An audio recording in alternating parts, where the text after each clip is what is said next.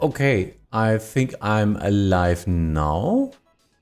I don't know. Let me check that. Because, wow. Wow, what happened? What happened? There it is, yeah. I'm already talking like 15 minutes into the stream here and was wondering because I didn't get any interaction really.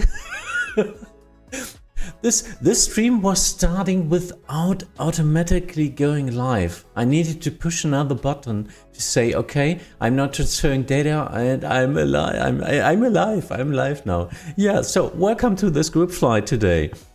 Well, let's try again what I wanted to say. We are doing a VFR flight from Cranbrook, Rocky Mountains to Vancouver at the west coast of Canada.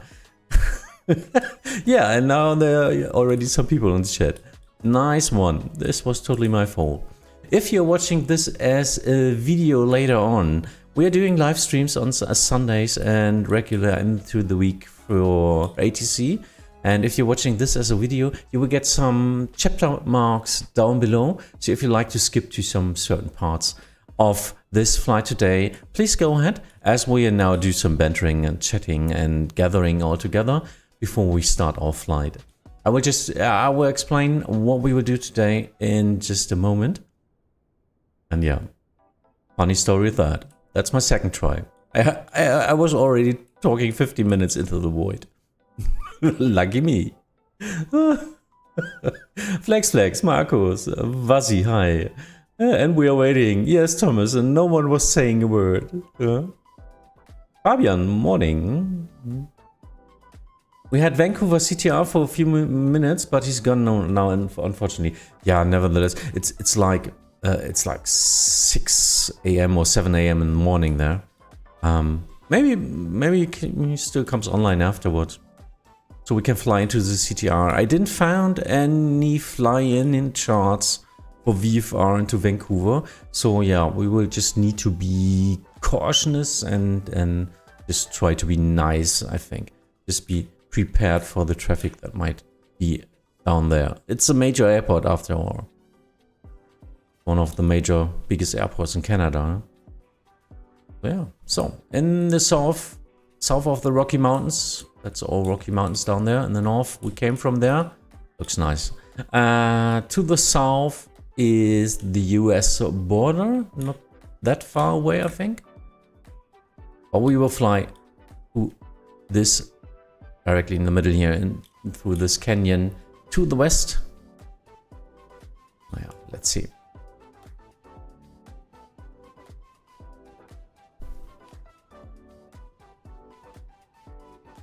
So what did I plan? Let me get you plan for today. If you want informations for your flight next time of every flight we did in the last 3.5 years, it's color.tv if you want to watch. There everything is planned and also blogged afterwards with pictures and all that stuff. So what we're gonna do today, this is better. We are at Cranbrook. We will fly westbound. We will gather our first landing already after I think 80 miles or something at West Kootenay, landing and gathering. That's what I'm doing because we, well, everyone can fly what they want as in general aviation airplanes. So some of them are faster, some are slower. So I get some stops along the way to just get us all together a little bit more. So we will land there. Then next one is Penticton, Charlie Yankee Foxtrot. Also landing gathering and a touch and go in Princeton. And furthermore to Hope, which is a small airfield, grass landing. We will do landing and gathering there because after that we will enter the bigger Vancouver Bay area. So we'll follow the river there, south of Vancouver, entering the city from the south to the airport and for the final landing there. How long do you look forward to go streaming today? I'm working again. Oh, I'm sorry for that. Yeah, the flight will be roughly about 3 hours. That's why I wanted to start on time. I will start in a couple of minutes so we can get everything rolling and flying. As this is not a really short one this time, but a rather longer one. Aviator Nick, hi. So yeah, that's for the aerial view. Just to give you a heads up what it will look like. I made some pictures before that. Right. That's the first where we gather. We will come from the north here, northeast. We'll land and gather at that airport. Then the next stop will be Charlie Yankee Yankee Foxtrot. As well, this is looking to the south, so we will roughly come as well from the northwest, from the left side here in the picture. And as there's no wind anyway, it's roughly in the morning, so might can just do straight in, land here, gather here, and then continue to fly. Then it's a touch and go, and the next at Princeton, I think. Just a touch and go, continue. Then it's gathering at Hope. We will fly through this canyon, following the river to the Vancouver Bay. Land here, gather here, so we can just enter the bay all together as a group, and then coming from the south to Vancouver. Might be interesting. I'm really looking forward for the flight. McBenza, hi. No, because the flight is a little bit longer. I planned it to be at the usual time at 1 o'clock PM or 11 Zulu. So hopefully, McBenza, if people will be too late now and we now started, they can just join at the next airport and fly along. So it shouldn't be that big of a problem, I hope. Thomas, I've refilled complete now, so I'm able to go all the way without refueling. Yeah, Jet A is cheap here. That's nice. Yeah, I should do that as well. Let me get... As we're flying a little bit more, I should just get a lot of fuel with me. 90%, that's okay. This should last more than... The Cessna 182 has some can fly some distance, no problem with that. So...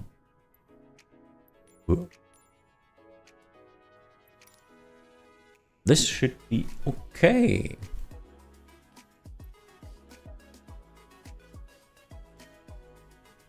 I will find you on the road and will follow.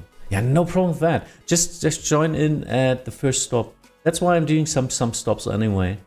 As I said, we will do a landing at our first destination at Charlie Yankee Charlie Golf, West Kootenay, landing and gathering.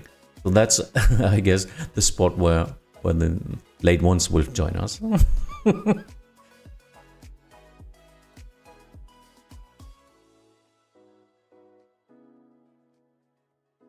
I've been to Hope, who would have guessed? Yeah, you've been there? Oh, nice. And thanks for your pictures, FlexFlex. We'll watch them after the stream. It looks nice. Maybe I'll be home in about 2 hours and able to go watch them. Yeah, then that's what should be interesting. In roughly 2 hours, we should be close to the last third part of the stream. So like Vancouver, bigger area. If anyone needs a roughly route, let me get that straight out here. But it's not working as a flight plan. We're flying VFR anyway. But yeah, if you need it or wanted to use that, that's it.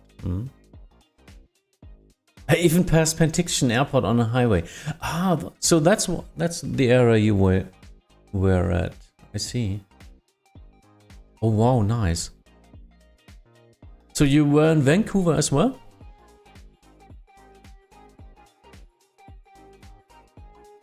Yeah, I was at my vacation, as I said last time already.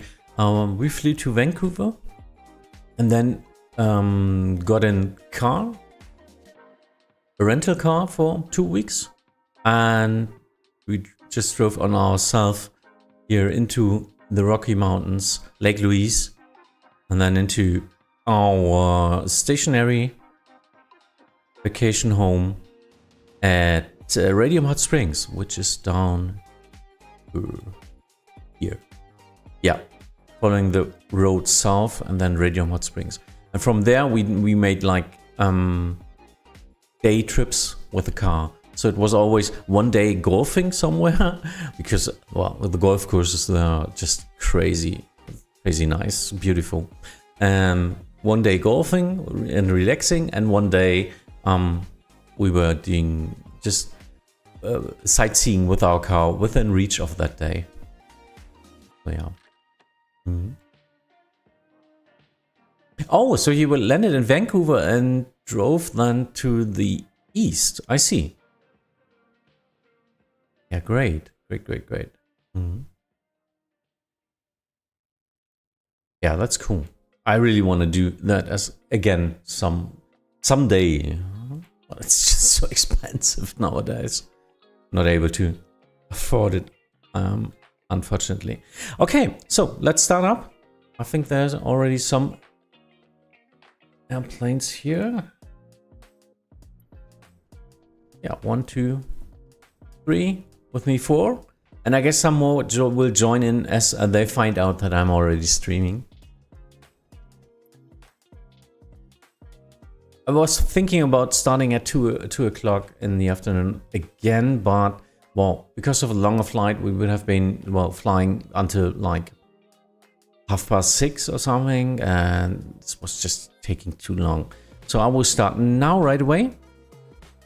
Let's start. Oh, that's loud. So let's start just directly up here. Beacon light on, nav lights on. Start up the systems. Let me get as an app option. Maybe we should do a relative terrain, no? I guess. Or topo. Yeah, we need to fly into there.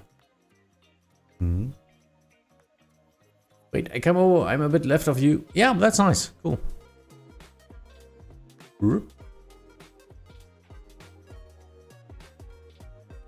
Let's align everything.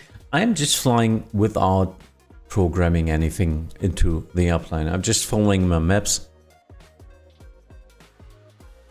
And if it doesn't work out, yeah, I'm flying VFR, so I just search for somewhere to land, I guess.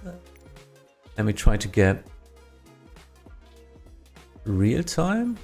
Real time is a little bit too early. Yeah, maybe you can set it back to real time in just a couple of minutes. Okay, so 122.8. In case someone else is talking on the frequency. And let me get the engine rolling. This is working. This is working. This is working. Nice. Okay. Oh, I see single engine today. Yeah, I'm testing Cessna 182. Roughly about 140 knots in the air. Yeah, if you're flying with something more faster, well, we will gather up in 2 locations anyway. Or 3? No, it's 3 locations. So if you're flying a little bit faster than the others, don't worry. We will catch up. Gotcha. So, prime the engine, of course. Nearly forgot that.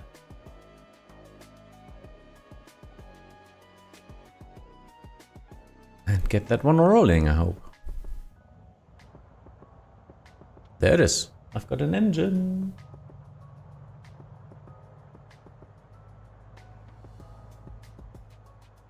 Roger. That's looking good. Some lights on. I don't know if I get on here. Let me see. Left turn.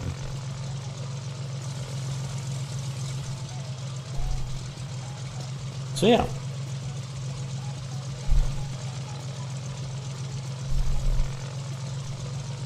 Just some Usually you do that at the holding point, but you know, I want to start as soon as possible. So just prepare everything now and just roll into it. There's a set no worries about the wind today. It's just 5 knots. So I can just taxi. Let me get the charts. It's just onto Alpha and Alpha, and then to the south, 16, and then turning right into the west.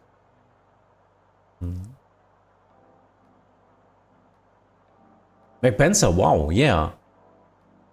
DC6 today, going to Plane's birthplace in Vancouver. Very nice, very nice. But I'm not sure, are you able to fly into all the airfields then today? I wouldn't be able, but that's the pilot problem, not an airplane problem, in my case. Because I wouldn't be able to fly that one, I think. Okay, so let's get in the... No, we don't have hectopascal here, I think. So first, we're flying VFR. Oh, it already set to 1,200. Nice, it's not 7,000. Recognized that. So I'm turning my transponder on with altitude and squawk 1200 in case you need to do that. David, hi. Nice to join you for a flight. David. And thanks for the kind connecting my chat every time, yeah? It's okay. We don't have hectopascal in Canada, I think. Where is it? PFD options, altitude unit, inch. There it is. 32.3. Our twin otter hasn't. Oh, that's a twin otter. Oh, I'm sorry. I always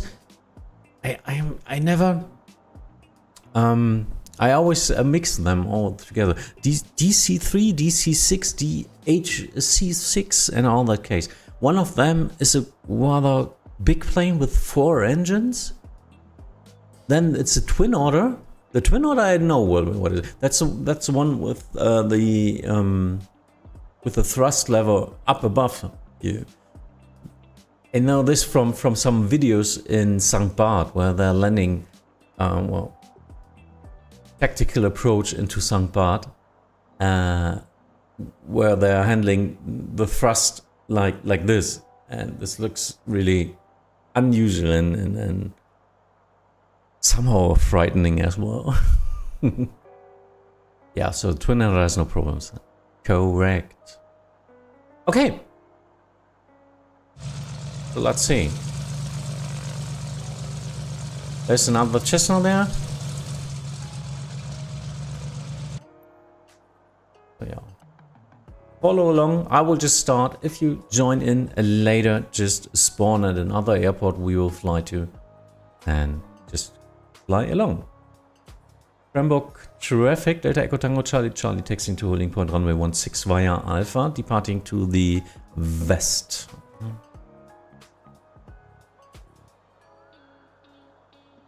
Just informing everyone at the airfield so they know that I'm taxiing. Turning left as someone was on my right side.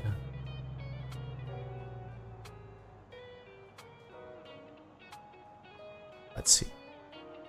And get my heading already to the south. Oopsie. Ooh, there's a big airplane in front of me. Whoopsie.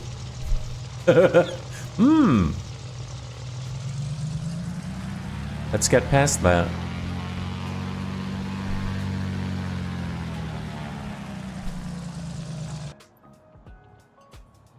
Yay, now we get running.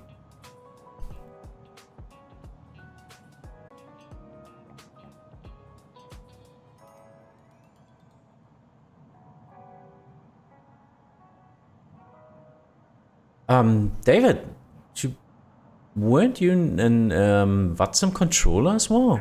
I think I remember that. 5 Hotel Lima is following the Cessna VAB Prin to runway 16.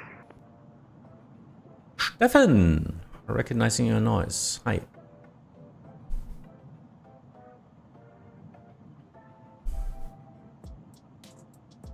Okay, just quick hold at the holding point. Preparing everything. mixture up. Blades forward.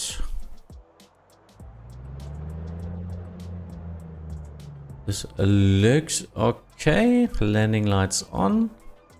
Strobe lights. Oopsie. P2 here on and strobe lights on. So no one gonna miss me. And let's get my autopilot already again at 8,000 feet.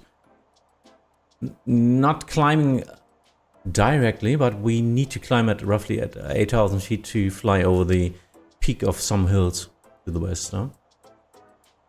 Yeah, I usually watch your Vatsim streams. Nice, nice, nice.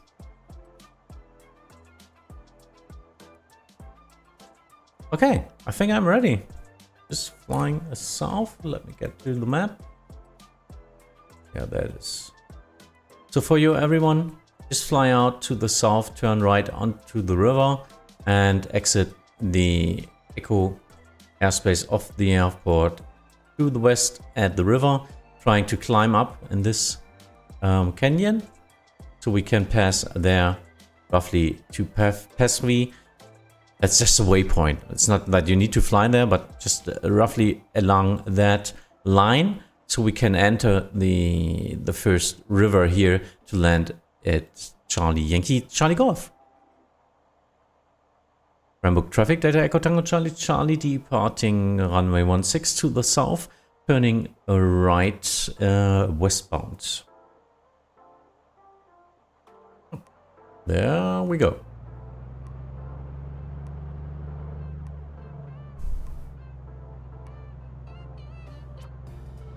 And everything along the flight.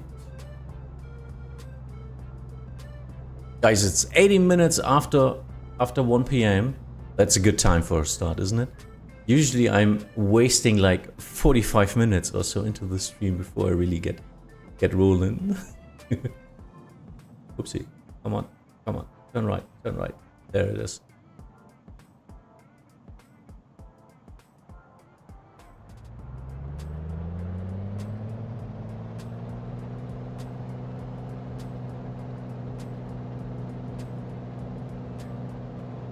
There it is, airspeed alive.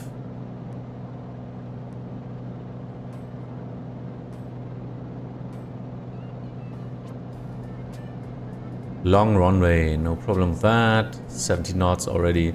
This is... It can take off at like 50. Yeah. That's a lot easier now.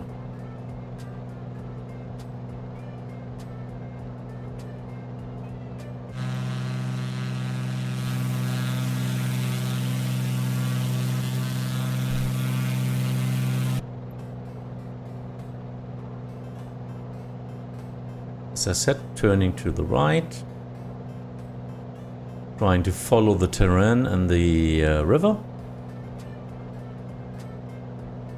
Canadian Rocket traffic, November 255 Hotel Lima, lining up runway 16 will be a right downwind departure to the west.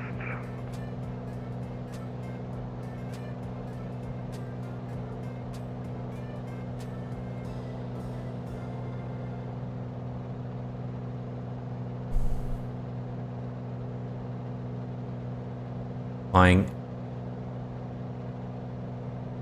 with the stick, of course, but yeah, let's try to get that running.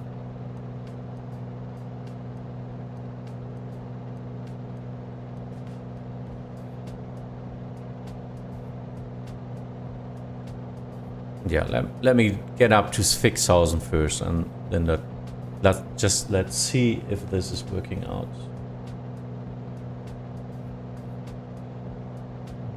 Let's retract it. We need to fly down there.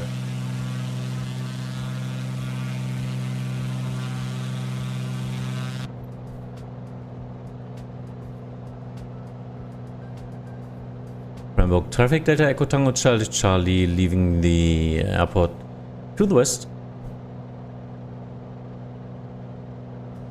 I'm just organizing galley, and we were along my side with virtual drinks and snacks during flight. That's good. That's good. That's nice.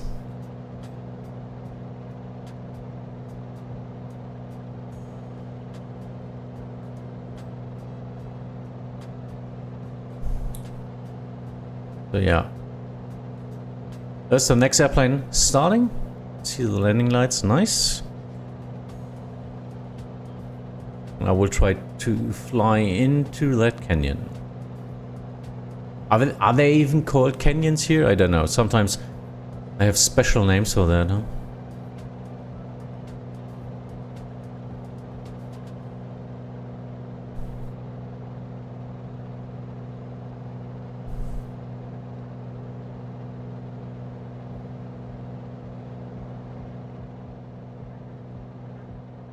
Let's get the engine sounds a little bit down. Because, well, in real life, you have some good headsets as well. And nice. So, behind me, well, it's a modern airplane, or a modern version of it, so I have TCAS. What a luxury, isn't it? Can see the airplanes around me. It's not that easy to see other airplanes.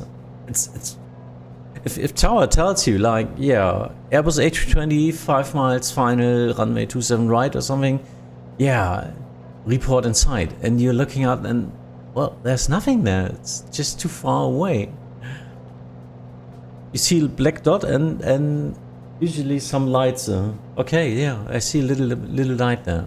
Yay. Canadian Rocker East traffic, November 255 Hotel Lima, turning right downwind, runway 16, last call, Canadian Rockies.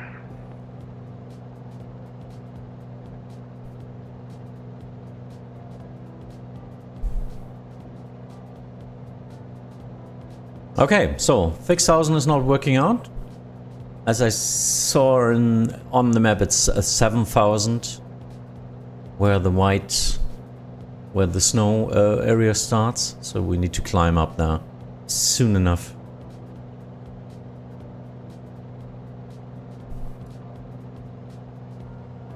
And of course I will do a lot of screenshots again. you will hear a lot of smashing the screenshot button. Number 172 Sierra Papa, taxi via Apron and Alpha to runway 16, Cranbrook.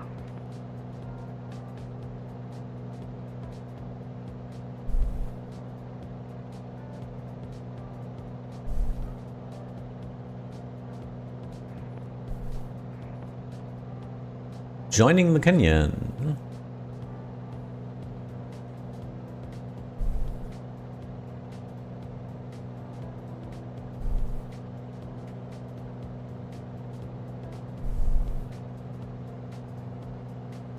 Let me get the other view. Let me see. This one is the more intimidating view. Red means dead. Yeah, that's relative. Relative to my altitude. Black is totally safe.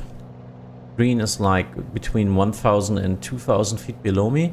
Still okay. Yellow is only 500 feet below me.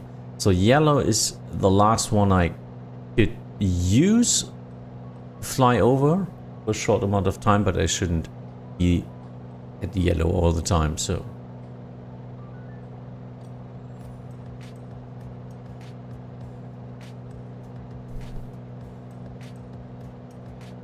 But just for the dramatic purpose.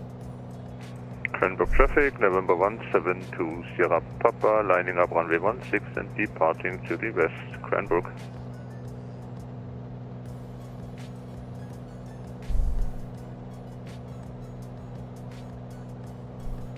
But some virtual drinks would be nice, yeah. Some real life drinks as well.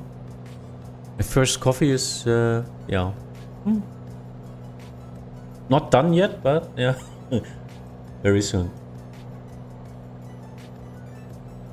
That's why we are doing so many stops with gathering and landing, because of the coffee shops there, you know that. Otherwise this is not working on Sunday. Yeah, because yesterday I was peer group forced. No, I really wanted to do it. I bought Baldur's Gate 3. I don't know if you know the game. RPG. And I'm playing this with 3 friends of mine. And yeah. Evening's gonna be very long in the next few weeks, I guess. I actually have virtual beer cans in my SR22. Oh, Flex, are you flying with this plane? Is this the SR22 from the Austrians? Beercraft or something? Okay, but I need to get up here, sorry. I need to really get up here. Let's get up to 8,000 feet. As I need to pass the mountains there. MSFS Wolf, hi, moin. I see.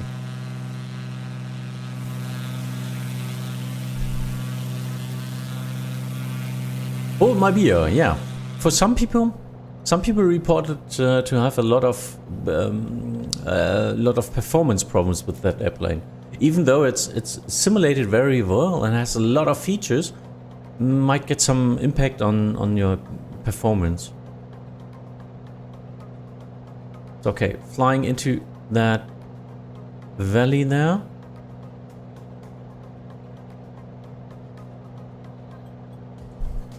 Before flying to the I'm even flying to the west now anyway. Yeah, so I will follow that river here as long as I can and then turn over because we need to pass these mountains and then we can descend again into the bigger river behind that. Let's see. But it works, yeah. In that case, you have a good PC. Nice for you. Pilot Division is flying the SR-22 in X-Plane 12. The one from Virtual Beer or no? X-Plane 12 has one on its own, isn't it?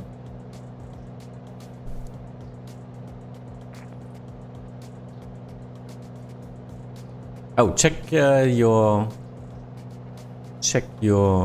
baro settings. Might have changed. I just cheated and pressed B.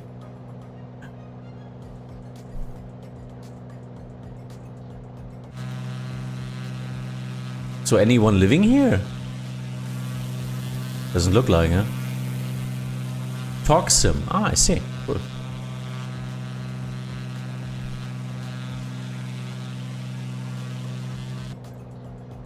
I guess only some timberjacks are living here or something.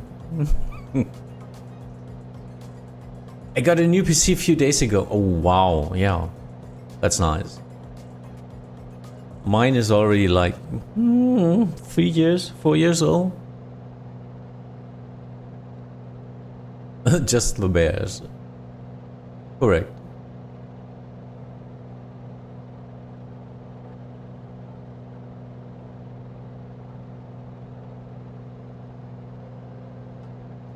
Yeah, I'm not sure if I can pass there. I want to fly down that canyon here.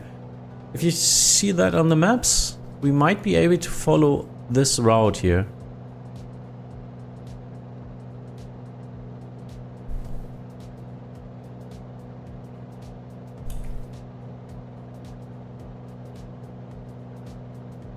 So it's roughly this 270 now, and then turn like into this arm here and just follow along, and then we will be already at the river.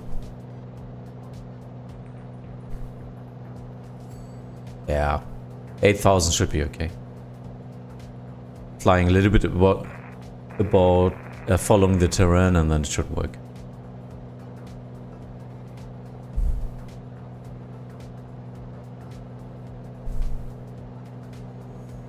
Just leaving to prepare crew lunch. See you soon. Yep.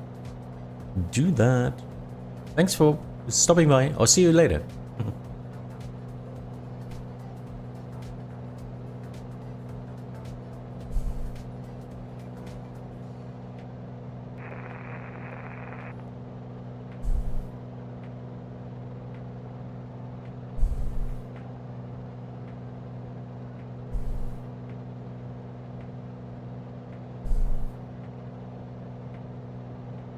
This looks nice, isn't it? Wow.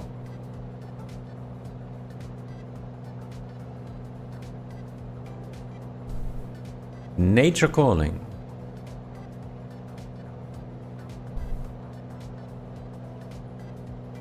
Okay, so flying around that. Into this valley here. And then I think we can go down then again. Because then we will follow the river.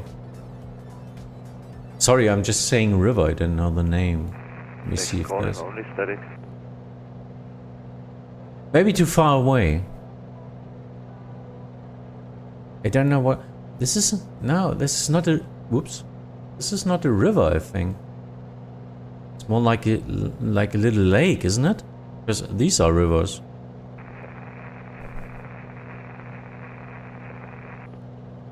Yeah, the static noise is because he's too far away. But still in reach. But because he's down below the mountain line. This is simulated, I guess. Glad I picked up the turbo normalized variant for this altitudes. Yes, Lemon Wolf, hi. This is Kootenay Lake, Pilot Division, thank you. I see. Yeah, this is all Kootenay National Area here, I think.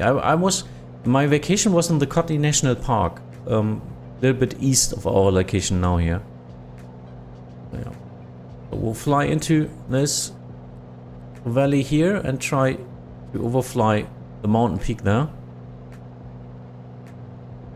And hopefully my radar is correct. That I can overfly that with roughly 1,000 feet.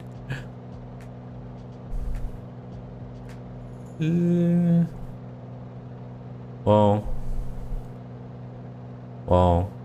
better safe than sorry, I think.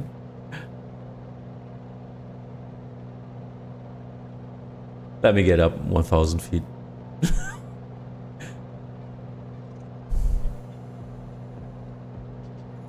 Wolf, whoever sparks, there's always any annoying somewhere when radio says nothing. I know what you mean, yeah. But this sounded like just a normal transmission, but just being too far away. If someone is pressing their push to talk button unknowingly, this is annoying as hell. Someone's blocking the frequency without knowing it. But no, this was just someone trying to speak on frequency, but I didn't get it in that case. It was just too far away. I don't want to do an engine failure here. Yeah, of course, no one wants.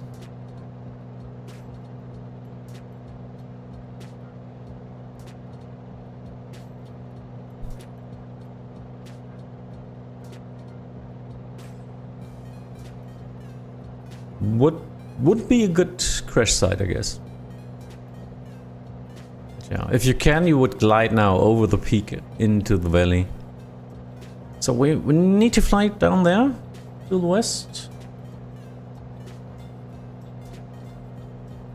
As I pass the mountain peak line here. Yeah. Behind that canyon to the left is our first destination. Oh, what a view, huh?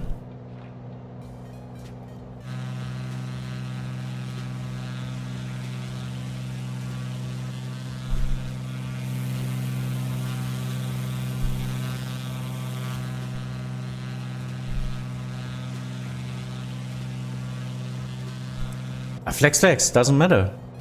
Doesn't matter at all.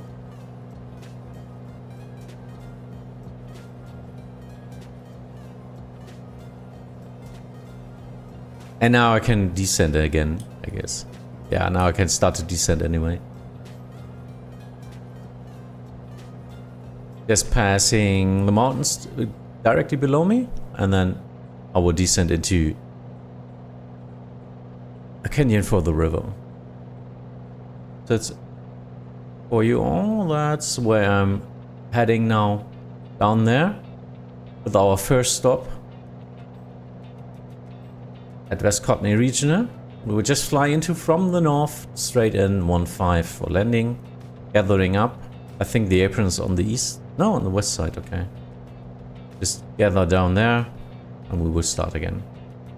I think that's, I don't know if it's That or here? I don't know. Doesn't matter for us, we can start from this position anyway.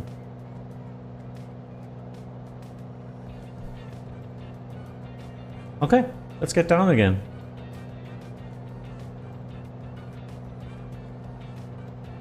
Starting with 7,000. Not sure about the heights.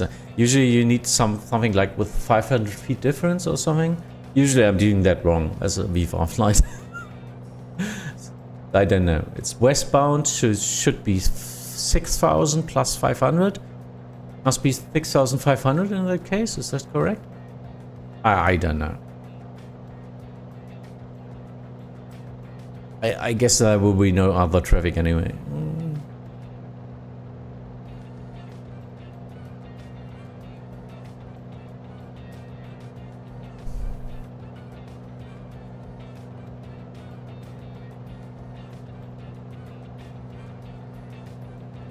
Yeah, we should care as we simulate a little bit. Oh, a lot of planes flying here. I didn't expect that. Nice.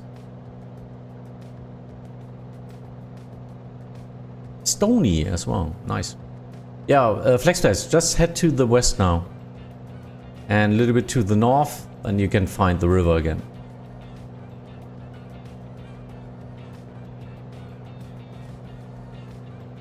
So our first stop is, let me get the altitude, is only at 1,600 feet, the airfield. So yeah, we need to get down again.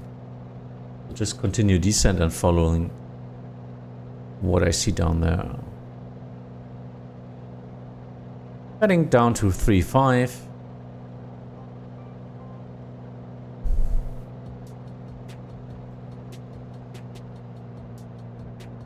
Oopsie, in yellow? Yeah, of course, because I'm descending.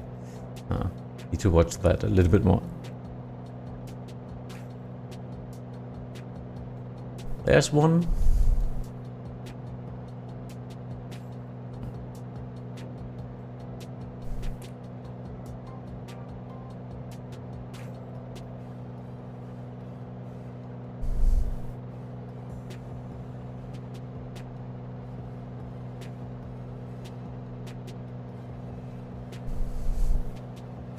Lemon Wolf, I'm installing X-Plane 11 again, okay? I really want to fly 737-200 again. I see. Yeah, have fun with it.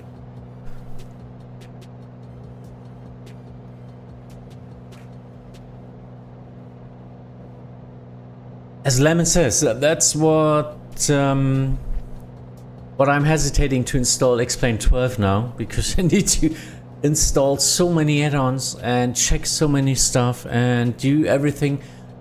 I never did the thing with the auto plugin and all that. I need to learn all about that. So yeah, for me, like right now 2020 is just the easier way to just start up and fly. I really want to do X-Plane 12 again. I still fly in X-Plane 11, yeah. It's a good simulator. I left my landing lights on. Yeah, me too. Me too. I'm flying all the way with landing lights just to be sure that people can see me.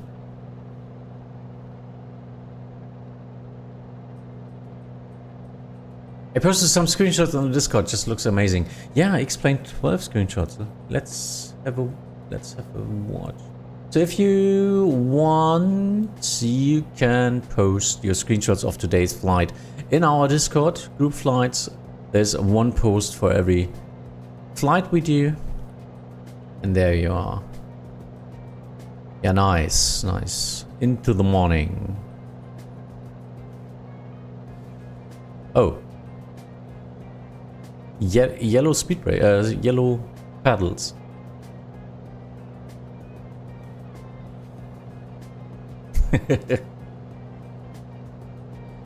Yeah, nice. Keep them coming. I'm posting the best ones of this in our blog post. Let me get the link. If you are not in our Discord, just press on the Discord invite link in the channel banner over there. If no, that's only on my channel page, I think. Or just join via this link. That's our Discord. Feel free to join. Turn ahead, turn ahead. Hi, how are you? I really like the videos and what you do, and not to do on Vatsim. Yeah, thanks. I hope I can help some people with that. It's a learning environment anyway, so best thing is to inform outside of Vatsim, and I want to just try and get people a little bit educated so we have fun together. That's why I'm doing this channel anyway. Thanks for joining. Oh, so you're flying in Norway. Nice. With the Dash 8 400. That's one of the reasons I want to go back and install new X-Plane 12 again as well, because I've got the Dash 8 for X-Plane 11, and yeah, I can use it in 12, I think. So that's one of the main reasons. And the tallest airplanes, A319, A221, but I need to buy an upgrade, I think. And of course the tallest A340 600. Let's fly the Big Mom.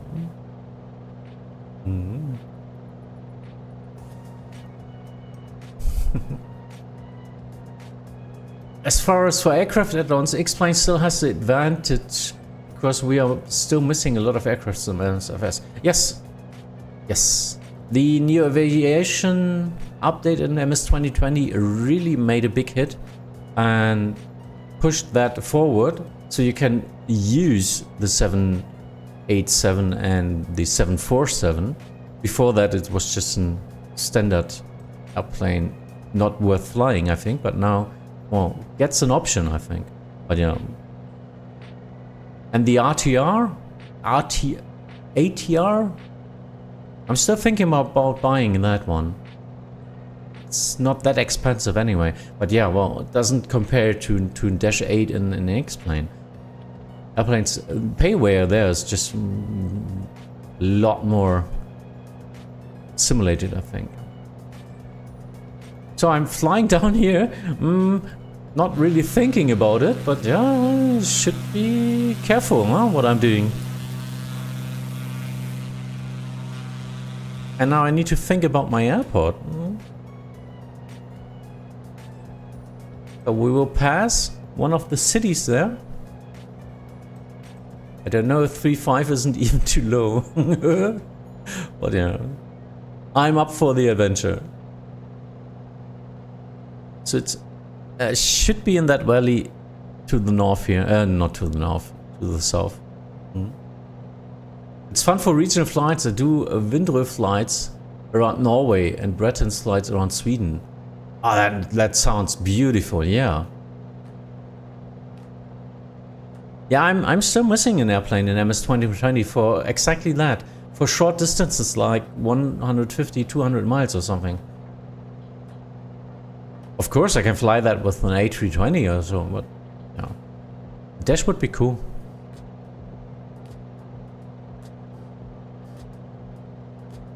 X-Plane 12 is €60 right now. I don't know if it's really worth the price. Yes, it is. I have X-Plane 11. It's a big update for X-Plane 11 and totally worth the price. And it was you get it in sales already. I bought it in a sale for €40. If you see it for 40 again, just, well, I think 2 weeks ago was another sale again. It's just $40. That's nothing for a simulator. It's completely okay.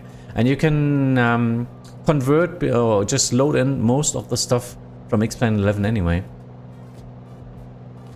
Okay, so there's a little airfield. I'm not doing the touch and go now. That was too short of a notice. So I try not to fly directly overhead it. Well, nice, isn't it? Live in a valley directly between 3 mountains. And it's just big enough for a small runway.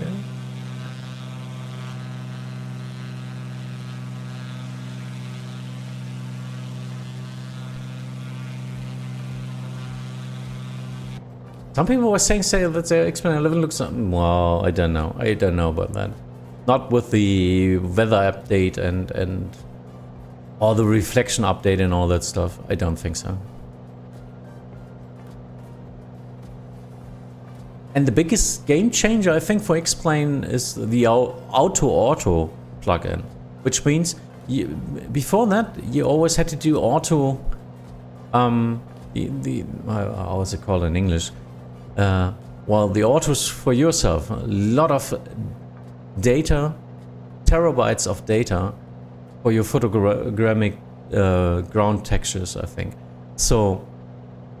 And that was the game changer in MS 2020 as it's streaming that from Bing. If you turn off streaming in MS 2020, it looks worse than the standard X-Plane. Just think about it. I had that once where I was joining an airport and was wondering, why is it looking so ugly here?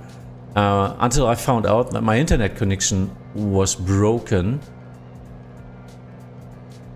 and it wasn't streaming the data. So yeah, for X-Plane with the auto update plugin, it's gathering the data from Google Maps, and this is, I think it's perfect, working pretty nice. What I've seen, no, didn't do it on myself. Leo, hi. You've seen my ATC videos, yeah, thanks. I would like to fly in Vatsim. Do you have any tips for me? How I can work out the frequency and how I get rolling there? Yes, just go online as an observer, so no one can see you in that case, but you can listen to the frequency, what they're telling there. And for your first flight, just to be sure, do a flight if you want to talk to the ATC. Do a flight you know. Do a flight offline before flying online. And then you try that out, because then you can concentrate completely on the frequency and not on your airplane. Because you know what to expect, and then you can use that. And yeah, well, as well, just listen to the frequency, watch some videos about that, and start not on the prime time, and don't fly to Frankfurt or something. Not to Gatwick, please. Yeah. Use some airfield where not so many airplanes are flying to or flying from, and fly at times like maybe not with the full coverage, but yeah, search somewhere to start on an airport with an ATC, with a tower, or maybe an approach for your departure, but try to fly somewhere where maybe no one is online, so it's Unicom for the first approach you do, so you get the hang of it, and then from that, just baby steps. Just try. But please don't come online Friday evening and fly into Frankfurt. You will not have any fun at that, because it's overcrowded airspace. People and controllers need you to do what they say, what to you, so there's no room for errors in that case. Don't do that at the first flight, please. Same with Innsbruck or something. People are always flying to Gatwick, Frankfurt, Innsbruck.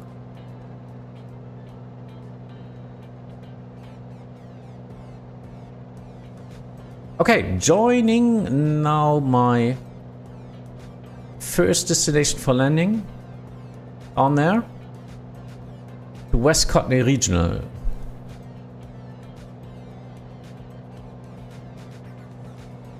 Directly from the north, just straight in for landing and gathering. So Leo, is this okay for you now? Or do you need that in German? In that case, I just will try to say it in German again. Hast du verstanden, was ich auf Englisch gesagt habe? Oder soll ich es nochmal auf Deutsch sonst wiederholen?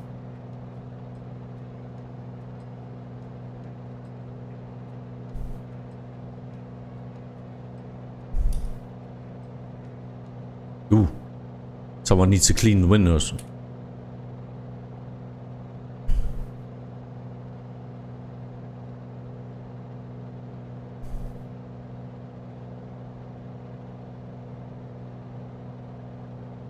Is okay? Thanks. Okay, Leo.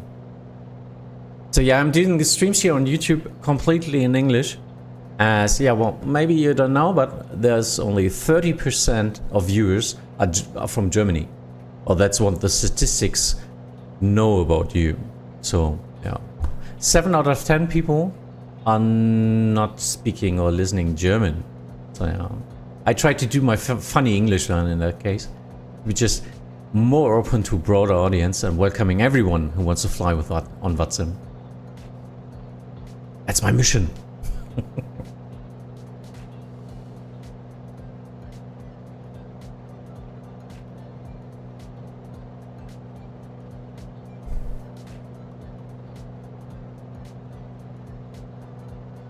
Do they have a VOR or something? No, they don't. Okay. It's really just straight and visual, or I think they have some waypoints here. I don't know if they have any arrivals. Let me get charts real quick. Do they have anything here? Oh, they have an RNAV approach. I see. Yeah, that's what I'm following now. So that's all they have.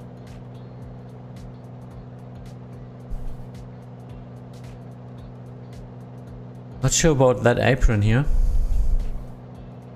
But yeah, maybe just I will leave Scudder there.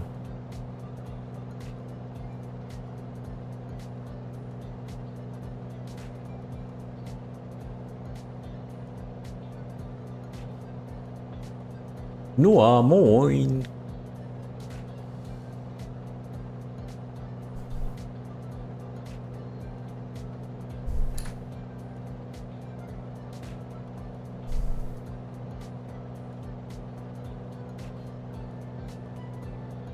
That's a usual problem, Leo. Huh? You're afraid of something new you didn't hear before from the tower or something, and you don't know what to say in that case. In that case, just be frankly, and just tell them, sorry, I didn't understand that. Can you rephrase, please, or no? And you can also say, sorry, I'm new, can you help me, please? So usually then the tower or any other controller will try to rephrase and try to be more slowly with you and help you out. So now, but I now need to land, and oh, there's the runway. Whoopsie. And I'm circling now. West Kootenay Regional Airport, Delta Echo Tango Charlie Charlie, directly in the final of runway 15 on the wrong altitude. We'll do a circle to land now, runway 15, number 1.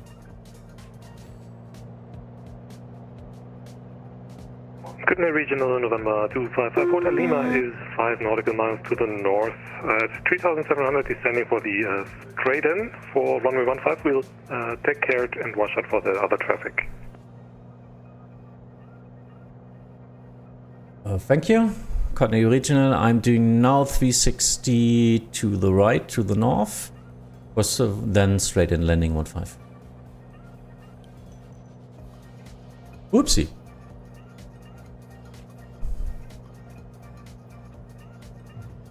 Setting the flaps.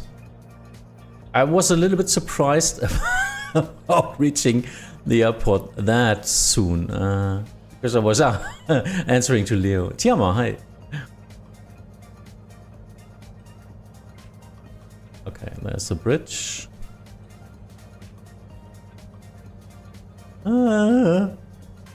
Looking out for the runway. Where is it? Ah, there it is. Okay, cheated. Kootenay Regional, Delta Echo Tango Charlie Charlie on short final runway 15 for landing. There it is.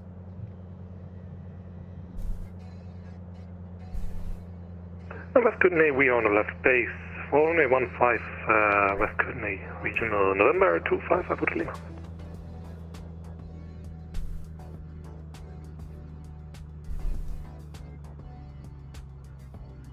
Ooh, I already see where I get my coffee.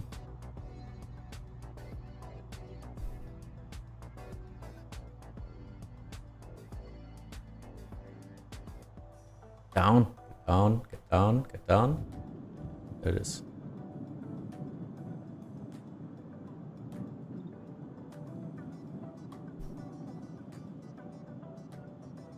And just straight out leave the airfield. There it is.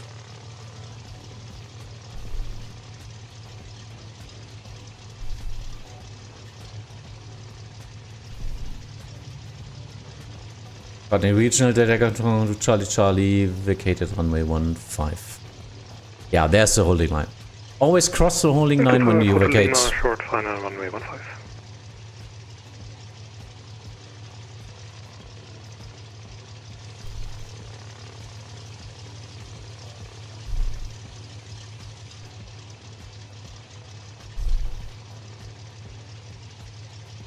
Ooh, looks nice.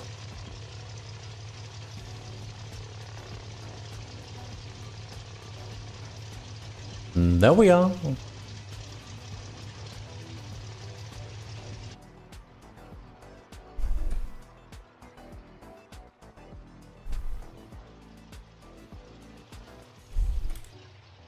And the next one coming already.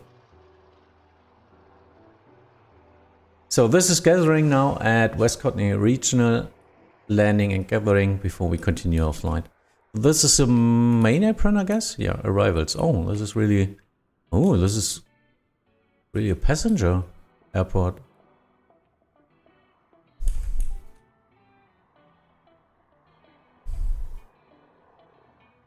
Oh, and I forgot to turn on my... Ooh. Forgot to turn on my records, my flight recorder. Let me try to get that up. Kootenay Regional traffic, number 4 Quebec, for direct landing runway 15, approximately 5 miles out. Recording, yeah, connected, working out, nice. Oh, we have a Vancouver Center online now. That's pretty cool for CTR in that case. Let's see. We are already in his vicinity. I don't know about the airports. No, there shouldn't be controlled airports on our way until Vancouver. But yeah, maybe we'll get to contact me somewhere.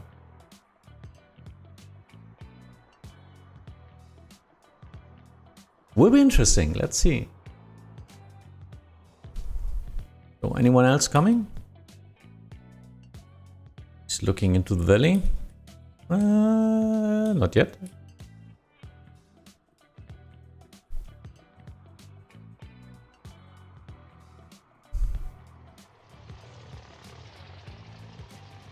I always just hope we don't lose anyone on the way.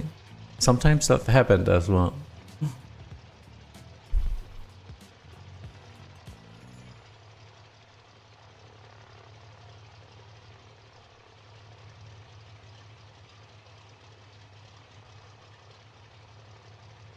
Milogar is the next, I guess. Number 4 Lima Quebec, 4 miles final. Okay, didn't see them. Okay.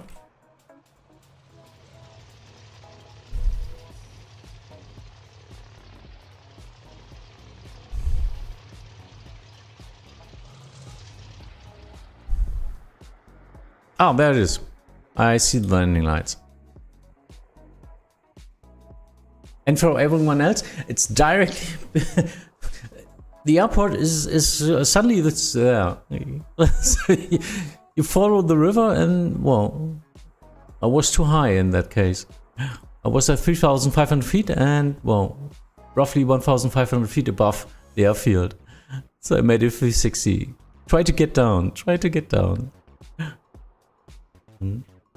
Yep, should be Milogar. Looks like that.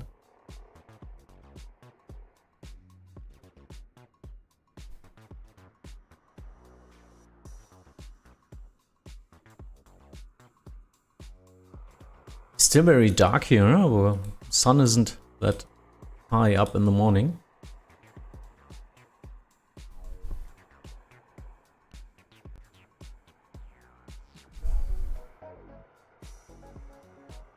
There he is.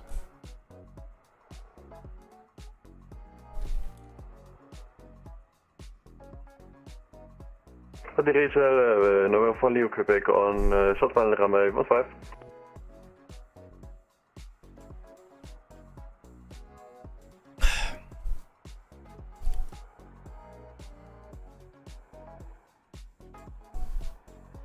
I've chosen the wrong aircraft, just around about 110 knots. Yeah, that's quite slow. I will land and steal another one. Okay, do that. I'm roughly flying at 140 right now. But yeah, whatever fits.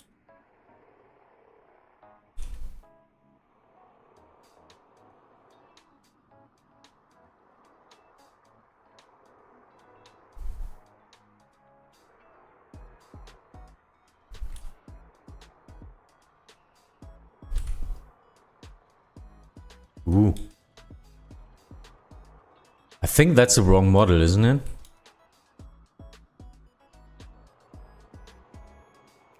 Let me check. Aircraft. I don't think I have a twin otter model. So that's no more. It's a DC-3. No, it's okay. Douglas. No, it's correct. Then he's really flying that. There's a DHC6. That's twin otter. A beaver floats. Yeah, okay. Something not quite a DC6. Yeah, it's okay. I'm using a special general aviation model matching file, which one of our community members I think copied together or wrote in all that case. I don't know. It was from Torben. It's working out pretty nice.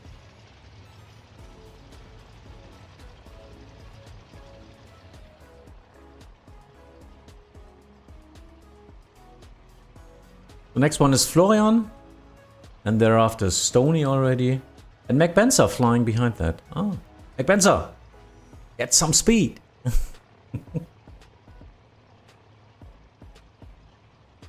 I will ask the center if he needs us anywhere between Vancouver.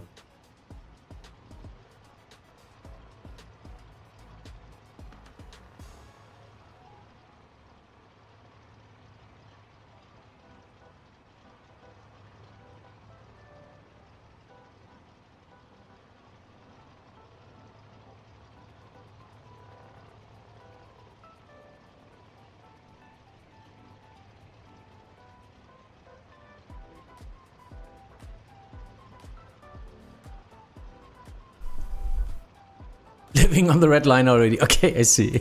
Okay, guys. Florian landing. Brace. Expect the unexpected.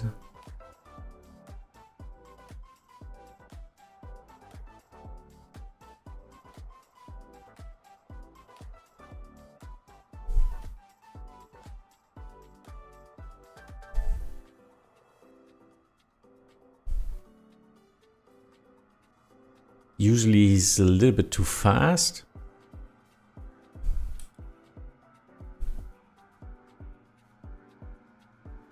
Yeah, same as me. I don't know. It's just VFR, so. Ooh, nice, Florian. Nice.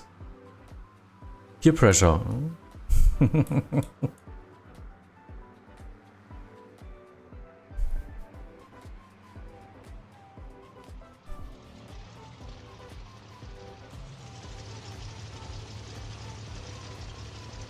Ooh, that's too fast. Too fast. Need to brake first. Sliding in. But vacated the runway.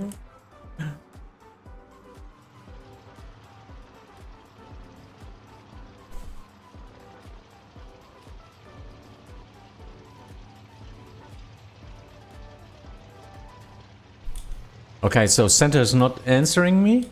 I wrote him a private message. But yeah, that's the most thing I can do. Oh, there's... That depends on where you fly. If you stay below 12,500 feet and remain clear of Charlie Yankee Lima Whiskey, you will be fine until reaching Vancouver area. Okay, yeah.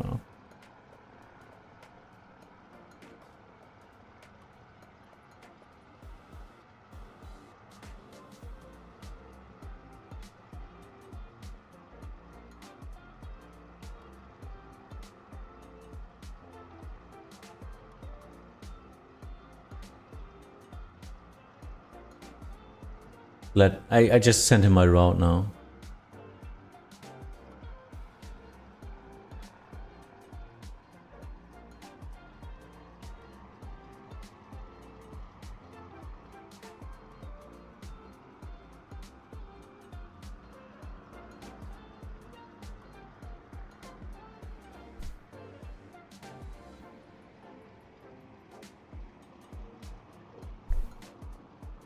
So yeah, we just need to stay below 2,500 feet. Which is, I guess, Charlie airspace in that case.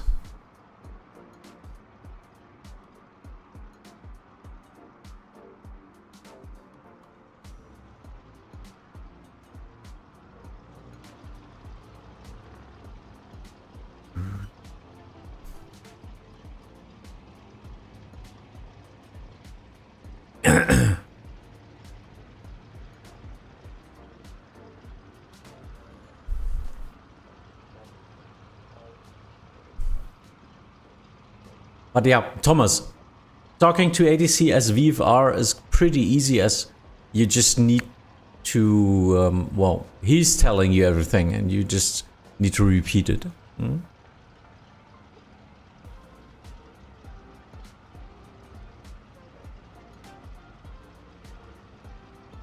Ah, very nice. Controlled airspace starts at roughly 6,500 feet, about 10 miles west of Hope. That's our last gathering point, and then into the Vancouver Bay area. So that's what I was planning anyway. We will stop here in Hope, and then we will departing there. We can fly there. Maybe we can fly below that. So this will be roughly a little bit more airspace, and just call in that case. So he has us on his free. Let's see, let me see. That's like here. There you see the airspaces. Ah yeah, that's it.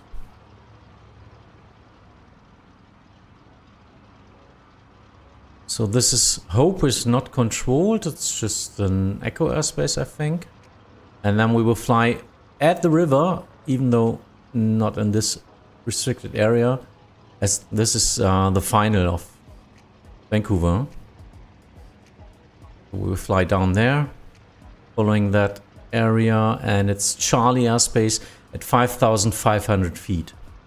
So yeah, if we can fly below that, that's no problem. 4,000, just fly at 3,000 or 4,000 feet. We can fly down there, and just try to avoid a little bit the area about the airports. There's a ground, you know, so we need to fly down there.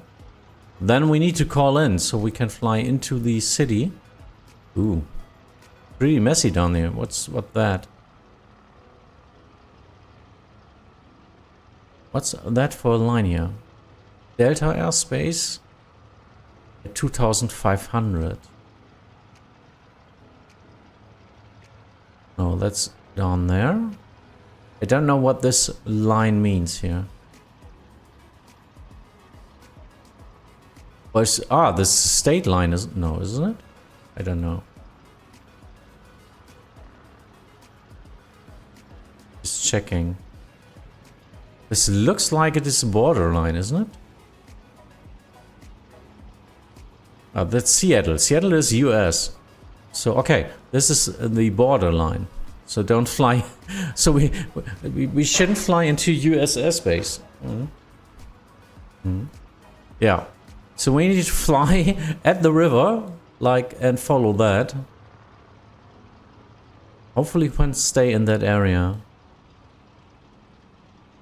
Charlie ground to 4-5. So if we completely follow the river, it should be okay. That's like way down there at 3,000 feet. Should be okay. So here the Charlie airspace circles around the final. We fly at 3,000, staying over the river. Should be Kootenay traffic, November 172. north of the airfield here. Short final, runway 15, Kootenay. Pulling the Fraser here. What's that? Echo airspace? Yeah, we're using our transponder and all that stuff anyway. Wow, so many airfields there. Wow. And then we need to fly to the west between these two Charlie airspaces, as we don't want to fly into the Charlie airspace of. Oh yeah, at 2,000 feet is okay as well. So we can cross there, and then downtown, and then trying to fly in from the southeast into the control zone.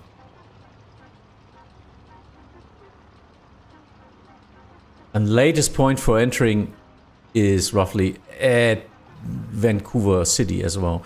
That Charlie aspect 1,200 feet, so it's roughly from the ground. We will fly in here and try to avoid these two airfields and try to fly in from the south. Let's see. Will be interesting.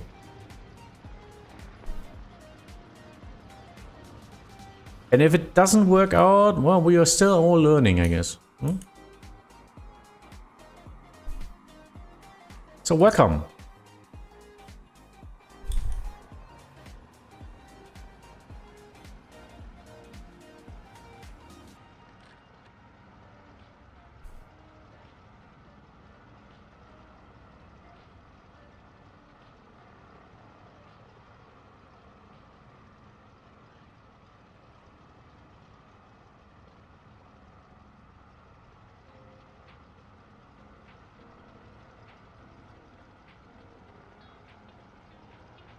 So, Mac Benzo on his way as well.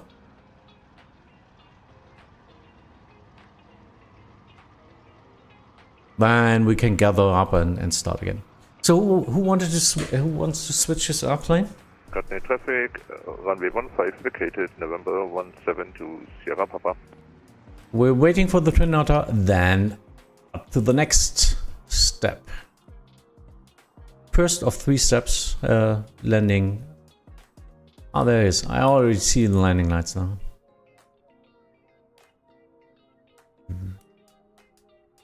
That's why you need... traffic.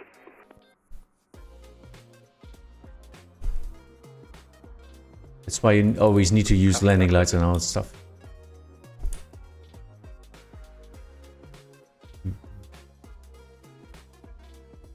Well, this transmission sounded broken.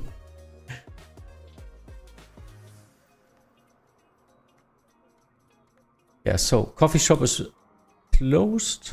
I will get my coffee at the next stop. Fun is good, okay? Nice slogan.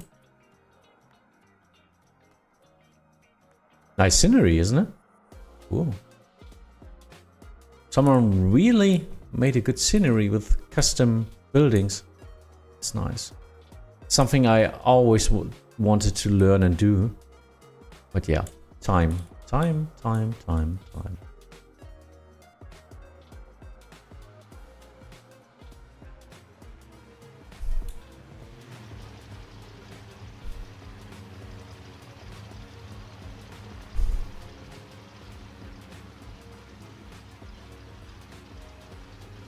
So, Mr. Twin Otter, up.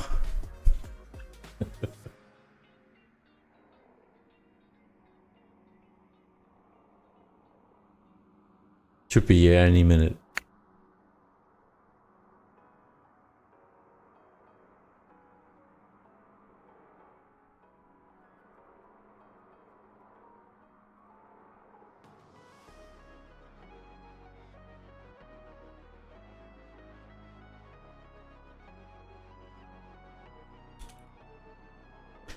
Controller just asked us a favor if we could file a simple flight plan. Yeah, I totally forgot about that. So in my vPilot, I just will send it there. Oh, we'll do that together. Oh, there it is. Twin Otter. Ooh.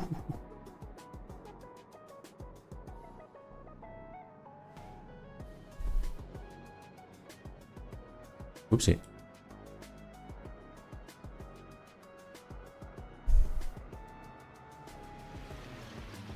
So, VFR flight. Charlie Yankee X-Ray Charlie to Charlie Yankee Victor Romeo. Time en route, probably 3 hours. Fuel available. Cruise speed, cruise altitude. Yeah, I don't know. Let's do 7,000. Route. I can do that per CYCG. Direct CG, yeah? Direct. Anja. Charlie Foxtrot Mike, Juliet Oscar, runway 15 okay. Direct Yankee Foxtrot. Direct Delta Charlie. Direct Yankee Hotel Echo. And then direct to the last one. So if you want to copy that into your flight plan, use that.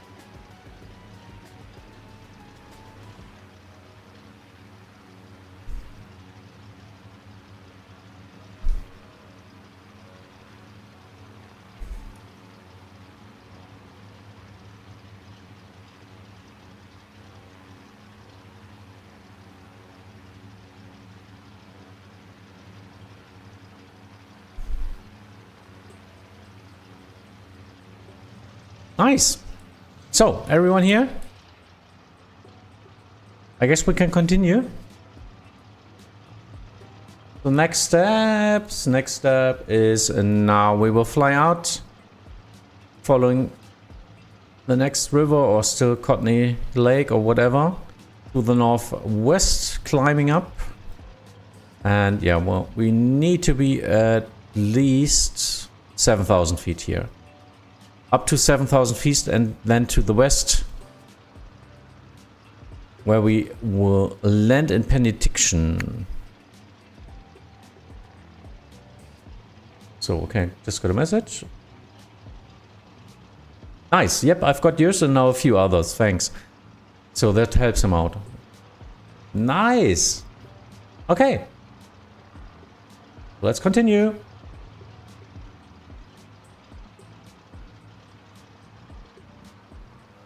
And it's just Bravo, I think, huh? It's Bravo, yeah. On the regional traffic, Delta Echo Tango Charlie Charlie, taxiing to holding point runway 15 via Bravo, departing south, the right turn to the northwest.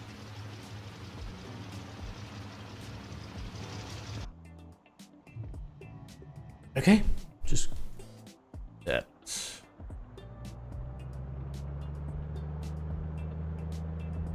So set 6,000 feet.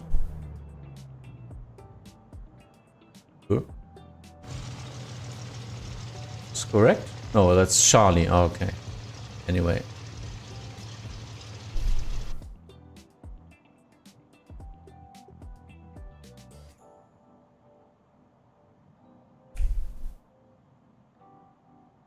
Kootenay regional traffic data Echo Tango Charlie Charlie departing now runway 15. Following that river here.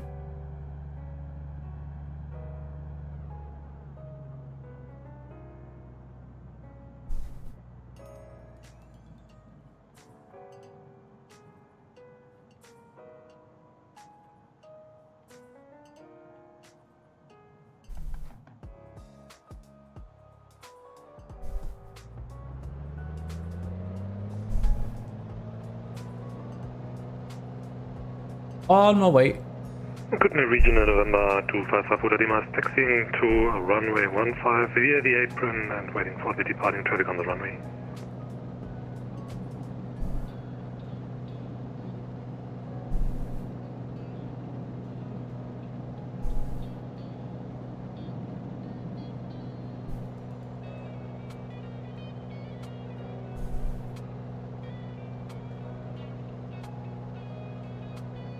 Kootenay traffic Delta Charlie Charlie departed runway 15, joining right downwind runway 15.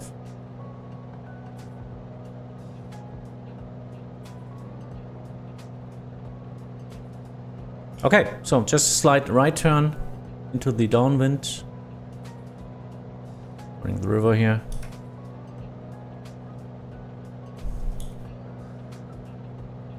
Castle traffic, Fox, Charlie Fox Mike, Juliet Oscar, taxi to holding point runway 15 via Bravo.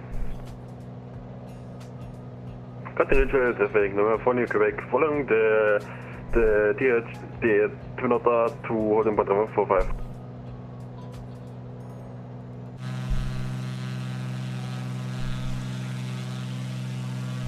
Ah, what a beautiful view, isn't it?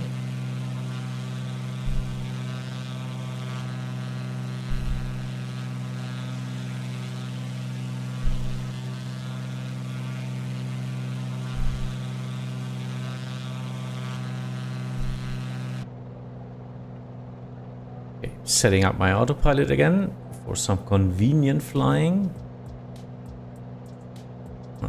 Setting the heading bug. Correct altitude. Altitude is set, heading bug is set, autopilot on. November 2554 Lima departing, runway 15 will be a right downwind departure, good night. With the heading. There it is. And climbing.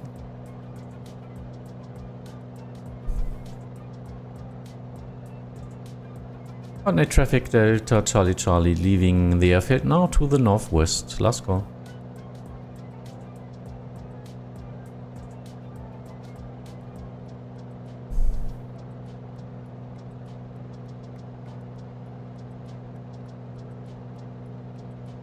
Passenger traffic, Charlie Fox, Mike, Juliet Oscar, lining up runway 15.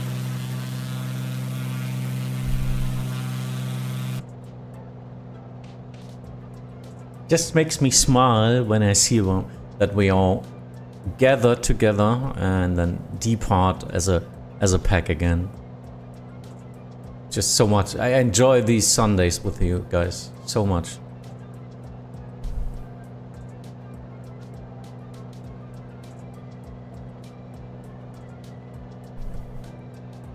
Good night, November 2554 Lima, turning right crosswind runway 15.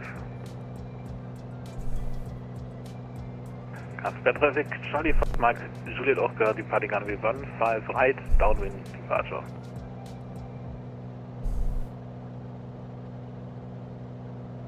Continental traffic, November 4 Quebec, line up runway 15.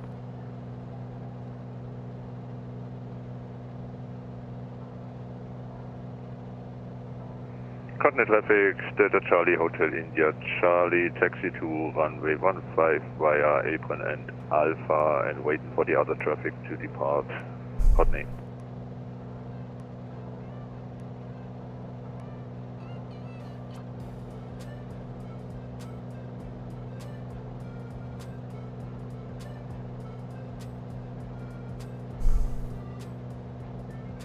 Okay, so climbing up to 6,000 feet.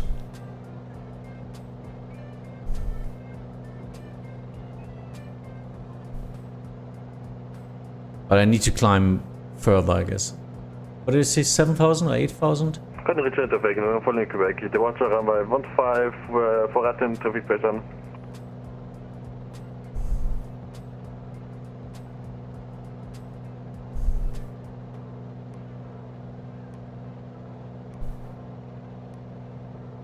With good night, 2554 Lima, beam the field, 3700 climbing, last call on the right downwind, good night.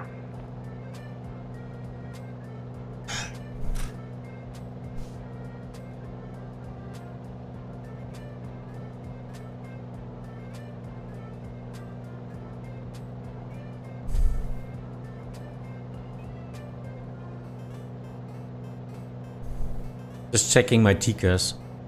So, where are my targets? Charlie Fox, Mike, Juliet Oscar, 3,500 feet, last call of the field, careful.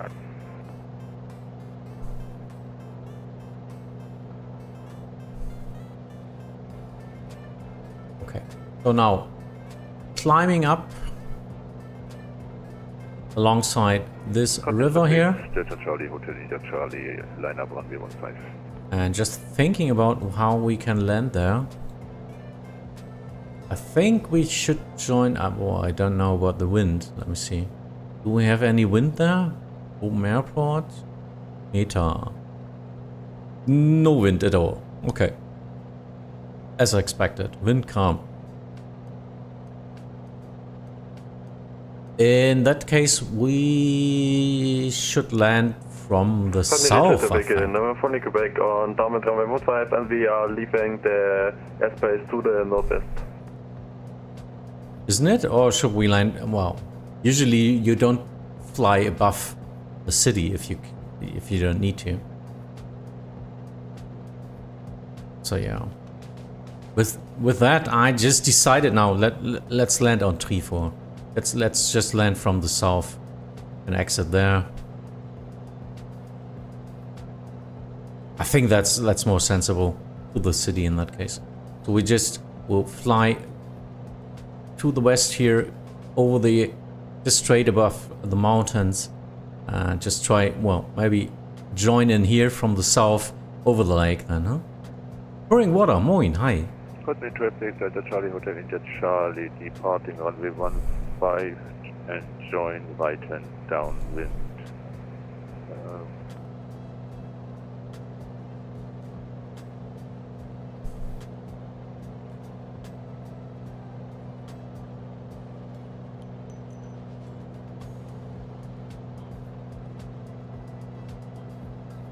But yeah, the mountain looks high there. We need to cross down to the west now.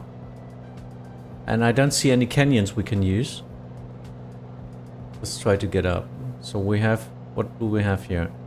Bravo airspace at 12,500 feet. Yeah, that's one he's told us. Echo airspace 8,000. Yeah, we are flying into Echo airspace, which is not a problem. That's uncontrolled airspace, but you need to be, I think, with the transponder in that case. But we're using transponder anyway, so he can see us.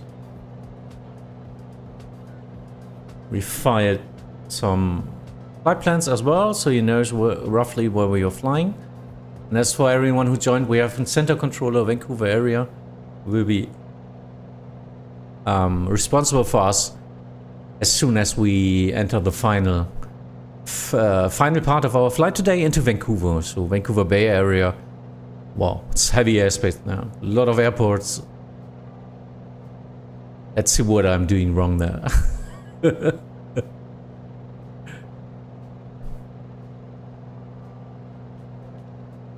I still don't know. Maybe I need to climb up to 8,000. Let's see. That's like 5,000. 6,000? No, 7,000 should be okay. 4,000? No. Should be okay to fly at 7,000. Hopefully. Why don't you contact Center for Fizz? Because he's more than enough to do. Why do I need Fizz for that group flight, as we are all in contact anyway? There's no other airplane here in this area except us.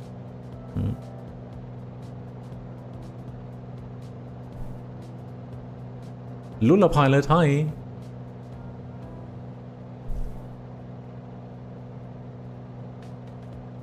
But I'm in contact with him. We already talked together.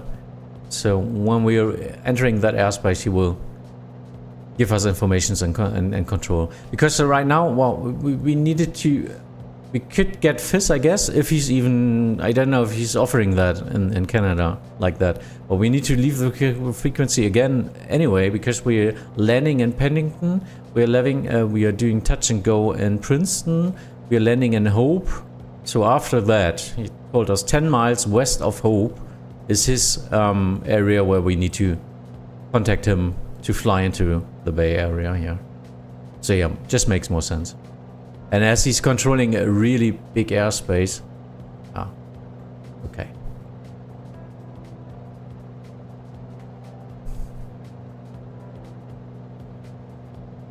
When flying VFR, will you not be at 7,500 feet? I'm flying at an height, I'm just climbing right now. Well, I'm westbound, so it should be 8,500 in that case. Or 6,500, no? So we'll just try to fly at that. Because we need to climb above the mountains here. And do westbound then to Penticton.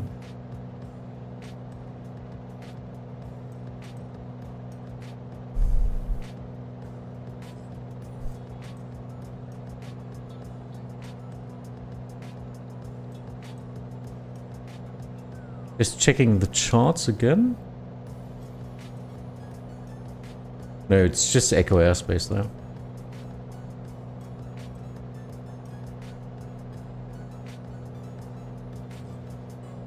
Okay. So just trying to fly westbound now. So we get out south of Penticton, so we can fly in from the south directly.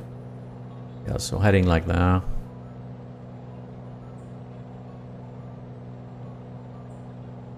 It's just a VFR flight after all.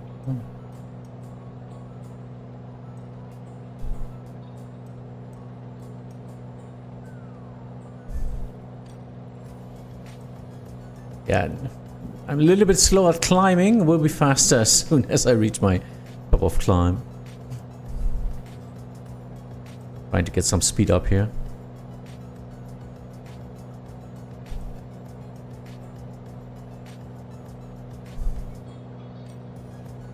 Oh, someone is already flying left of me. Don't know if I can see anything.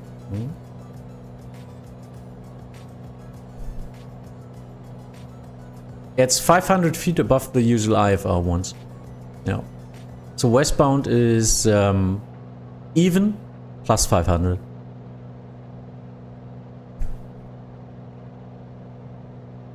Nah, can't see him.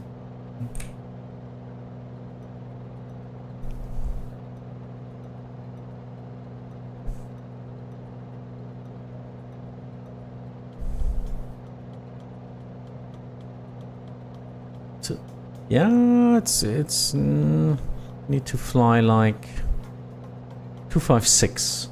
That's what my planning was.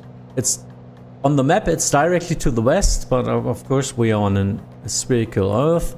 It's 256 in that case because of the I don't know how it's called, magnetic something. I don't know.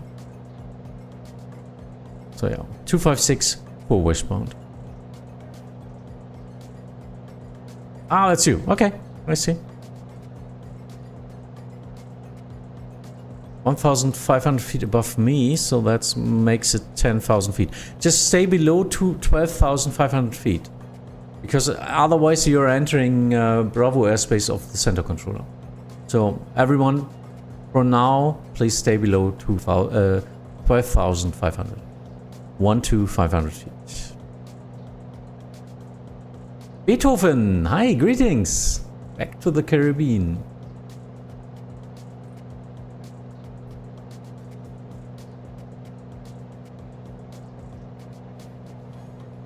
Nice that you joined.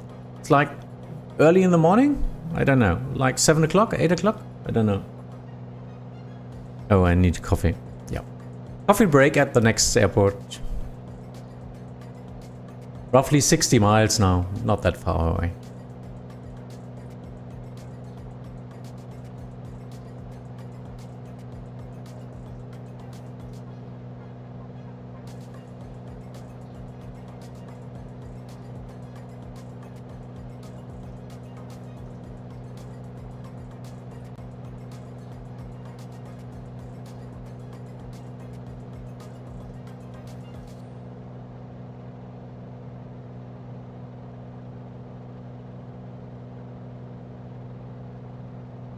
So, new pictures already? Yeah, some new pictures we can watch. So, from FlexX, this is Explain 11, I think. Stony, Chestnut 172, I think. And more beautiful pictures from Stefan. Yeah, that's where we just departed.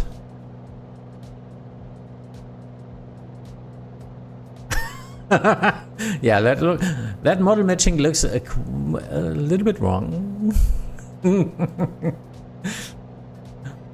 I think that's the twin order landing. Boom, it's 8:35 early morning. Yeah, usually I don't watch stream this early. So thanks for joining in. Yeah, up to the sunrise. Yeah, nice. Okay, I can use real time now, I think. Let me get. So it's early in the morning. 5:30. It should be okay, huh? For visual flight now. Ah, DC3 it was, okay. So you need a model matching for that. Like that I can... 1, 2, 3, 4... 5. It's easier to see them now.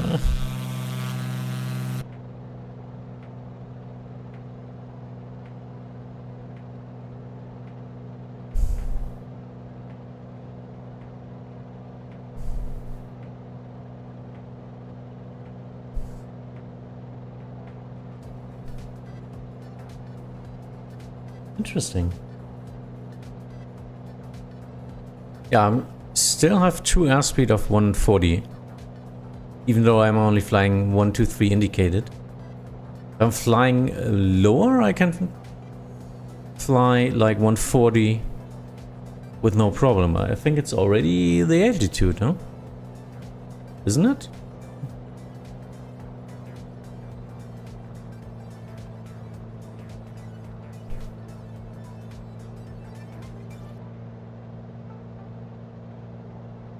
Stoney changed his aircraft, yeah. That looks funny as well. Pointy nose.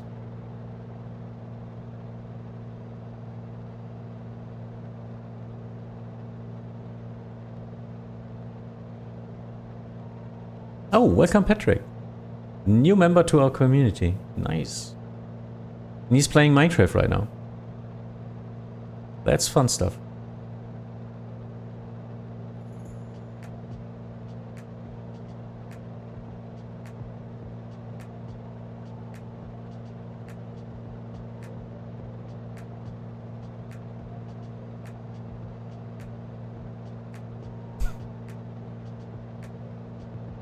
So Steffen, I see you're doing the screenshot game as well.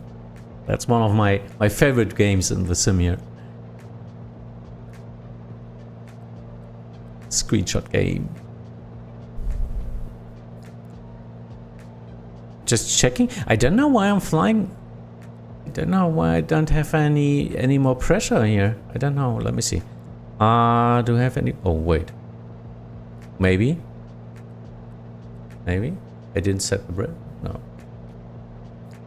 No, flaps are up. I thought I didn't set the flaps. No. So everything okay. We have enough fuel. Oil temperature is okay. Pressure is okay. Oh, it's just what it is, I think, in this altitude. Ew.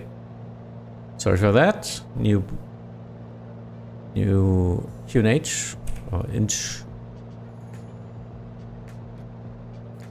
Oh yeah, that was it. Correct.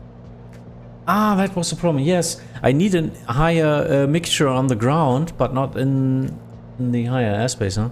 VFR higher airspace. Yeah, that's a problem. Thank you. Oh, I forgot about that. Sorry. Yeah, now it's a little bit more lean. Thanks, Seven. I'm on a Minecraft server where we recreate the entire Earth. By the way, it's called BTE Germany. Okay, there's also a YouTube channel, but that's not advertising. No, it's okay. Yeah, I think I heard about that. So how do you do that?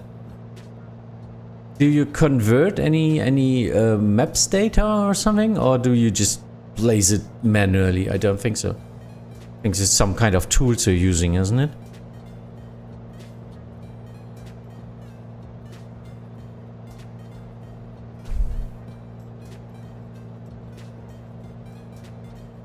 Oh, fascinating. Really fascinating.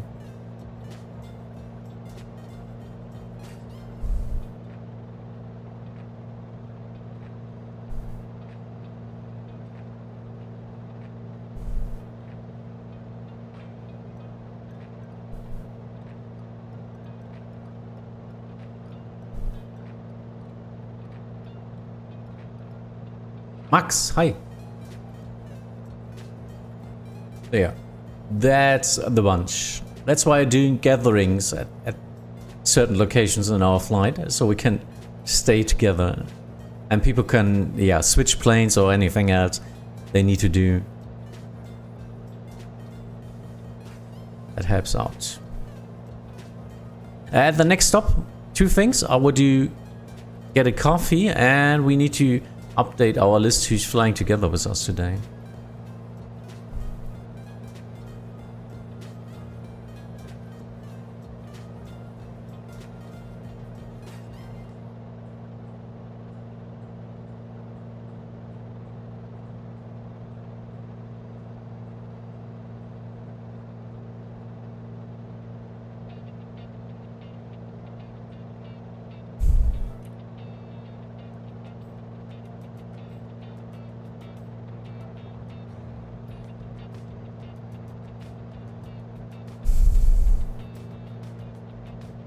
We use Google Maps coordinates and have a mod where we can teleport to the coords in the game. I see. Ah, okay. So what did you do on that map? Did you build anything special? I would probably build my own village. It's not a town, it's more a village.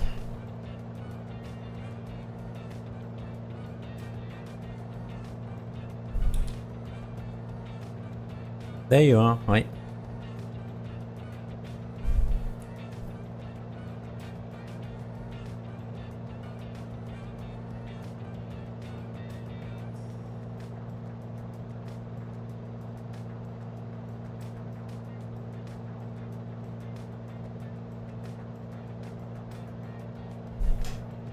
I built the airport of Essen-Mülheim. Oh, nice. If you want, please post some screenshot of it in our Discord. Really love to see how that looks.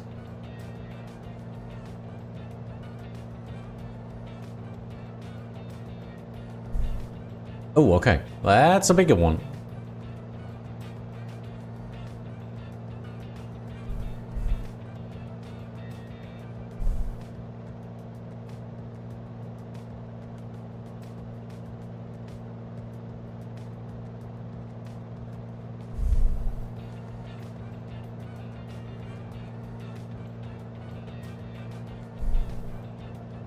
I already did ages ago, but I tried to find some screenshots. Did you?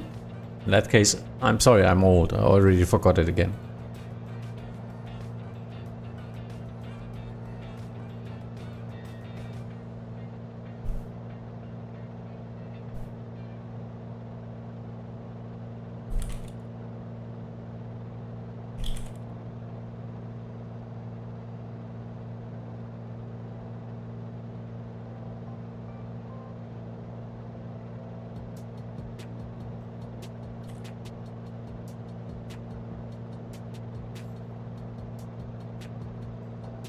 So passing that area here on, let me check on the map again.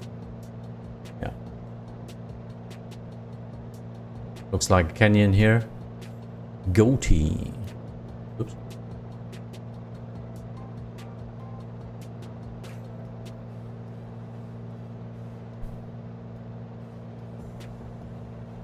Yeah, we'll try to fly to the southwest a little bit, and so I can join just into the final of runway 34 over the lake. And maybe get into the sequence. We need to look out for the other traffic. Hotel Lima 8400 descending 6500 is 20 miles east of the field, Penticton. Ooh. Is it that close already? That's, I think it's behind that line here. Behind that mountain line already. Let me get there from the left. A little bit more to the south. Some more space before landing. So I don't have to do a 360 again.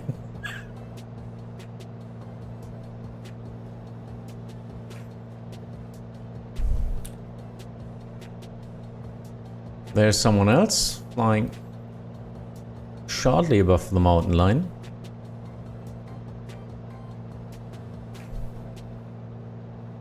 I posted some renders in the general chat. Oh, nice.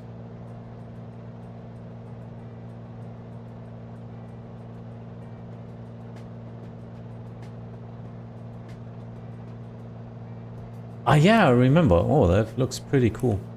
Wow.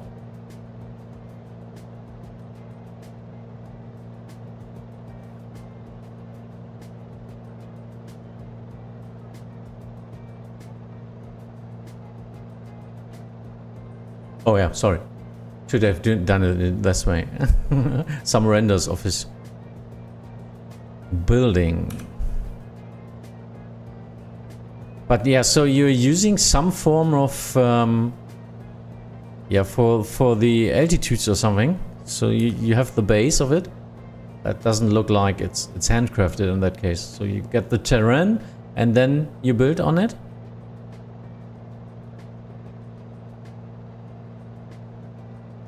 cool.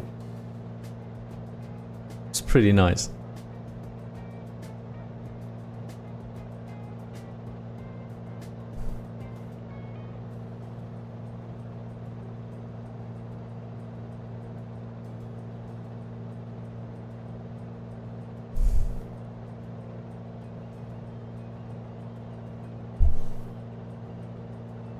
Oh, I think someone is directly below me? No, we are crossing each other. Ah, there it is. There. So he's flying directly to the field. There's another one. Ah, I think the field is somewhere down there on my 1 o'clock position. Yeah. Could probably just turn a little bit to the right. And I will descend behind that mountain line here into the valley. Yeah, we have something called LIDAR. That's a database by the government we use for ground reference. Nice. Sounds complicated, but also a lot of fun. If you're not alone, you can learn from others. That's the most important stuff about this. If you don't have to figure everything out on your own, it's a lot more fun for everyone.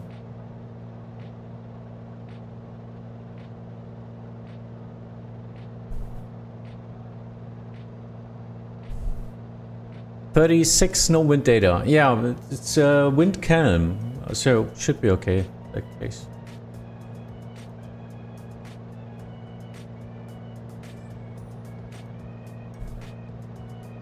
And the airport, let me check for your reference. The airport is at 1,430 feet. So at 8,000 we need to descend roughly 6,500 feet or something. So we really need to dive behind that. Airport should be somewhere here. I see the first planes now. Yeah, I'm the slow one now. I don't know why.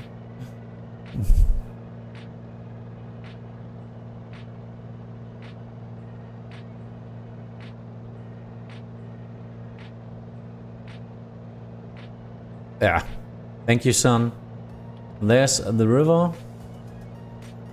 That's the airfield. That looks good. Looks good. Looks okay. So I might be number 2 or number 1. Traffic November 255 Hotel Lima is 2 minutes east of the field. Descending will join a right traffic pattern for runway 34 Penticton. Yeah, sorry, Stefan. I'm just flying direct in. No time for traffic patterns. We would just do joining final runway 34. Oh, there the lake starts. Okay, there it is.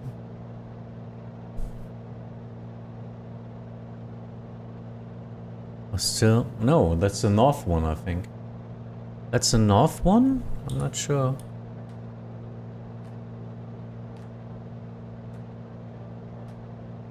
Oh yeah, no, that's the north side of the town. It's like I need to fly down there.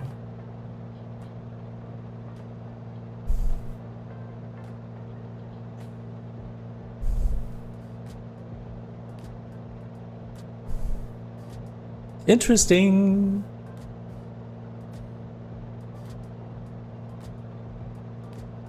Yeah, so there's the airfield somewhere down there. Oh, I see some blinking lights now. Oh, and I might be way too high at this position. So there's someone on my west side, thanks to my radar. I try to start my descent now a little bit. Just stepwise and look, and I will look how close I will come. Yeah, that's a problem. I need to fly to the west first.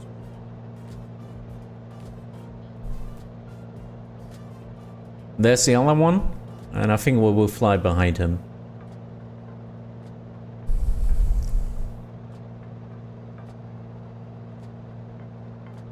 Heading traffic data, Echo Tango Charlie, Charlie, roughly 5 minutes away from the airport, coming from the south will join the final for runway 34. I guess as number 2. I have one airplane in front of me inside.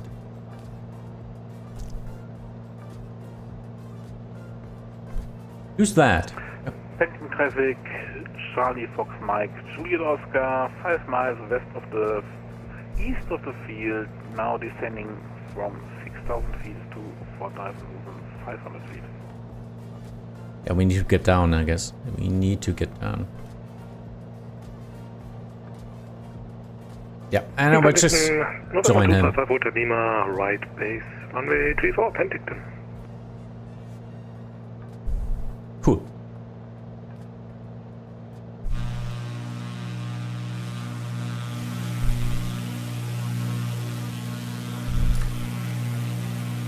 There's Stefan joining a final.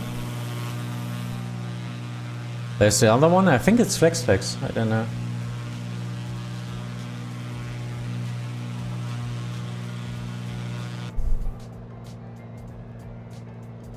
So everyone else, please be aware that we are coming from the south a little bit. You are now, most of you are flying directly east from the field.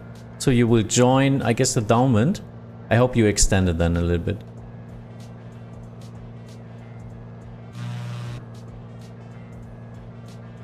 Need to get down. Down!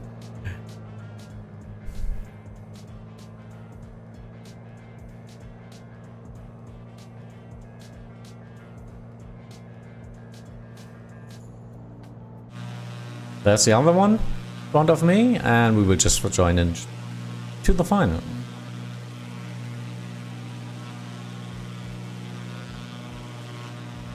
Penticton traffic, Delta Echo Tango Charlie Charlie joining extended downwind runway 34 as number 2.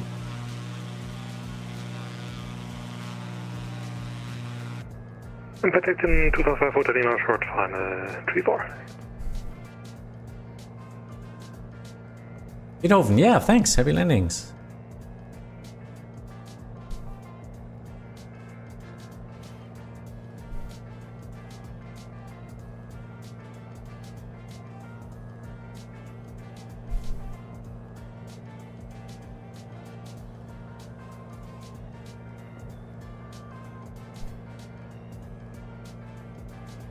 Okay, so now onto the final. Directly to the field. Behind the other aircraft. More than enough space.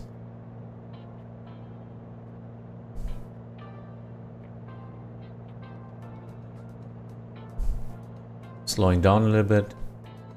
And trying to get down a little bit high. As usual. Penticton, November 2005 Hotel Lima 34 vacated via Bravo. There's another one. And some others of you should be show up in the east now.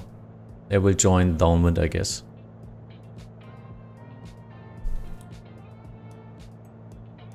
Oh, what a view, eh?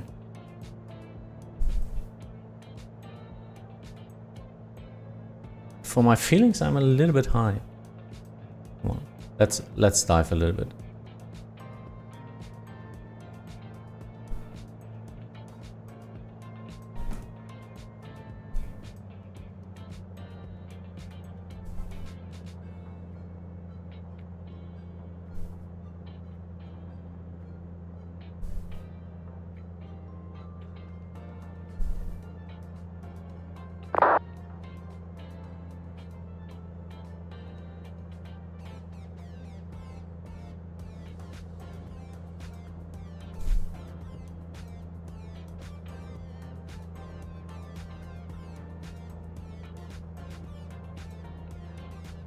Heading traffic data Charlie, 5 miles, final runway 34 for landing.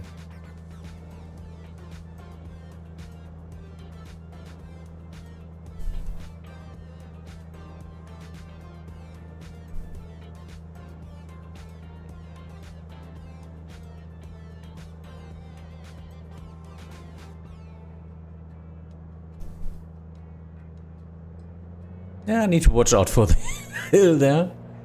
Yeah. So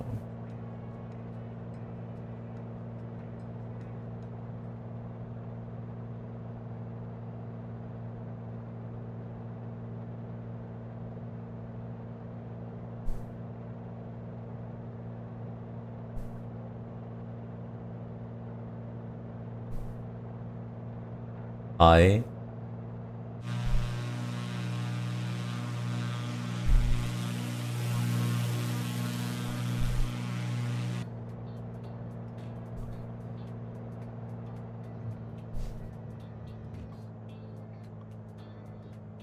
And still too high.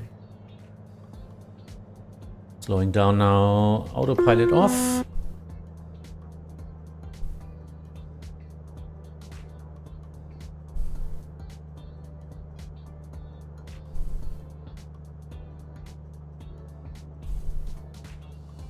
Oh, I don't see the other airplane. Ah, there he is.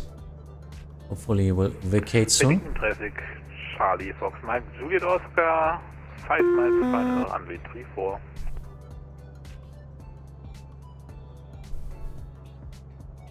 Okay, runway is vacated as I see that.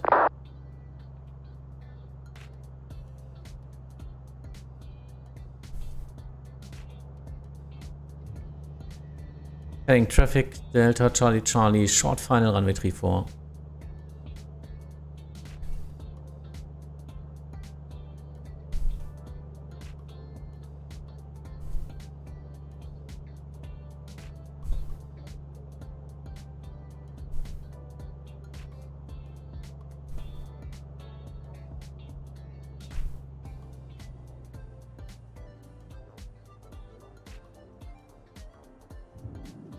Ooh, smooth. Penticton traffic, number following Quebec, turning final runway 34, 8 miles final.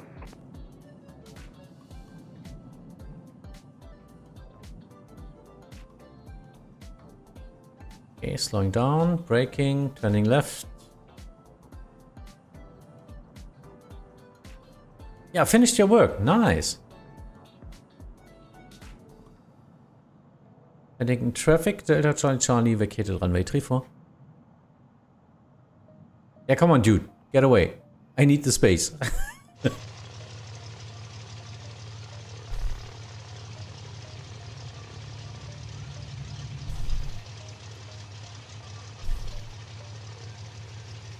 Beep. Penticton traffic, Charlie Juliet Oscar, short final runway 34.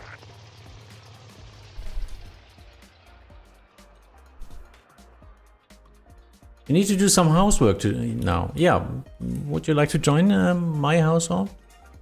And do my housework as well, please. Always neglecting it. And yeah, there are a couple of reasons why I'm streaming on YouTube. First reason, it's more fun for me. I like YouTube streaming and YouTube video and this special channel with only aviation content and ATC content. It's just more focused, and so I really like that. I will use Twitch in the future for gaming content. All the way, just casual German feel good gaming variety content. Penticton traffic, Delta Charlie Hotel India, Charlie joining final runway 34, 12 miles out, Penticton. Yo. Runway is clear again, you were blocked, but it's okay. Runway is clear.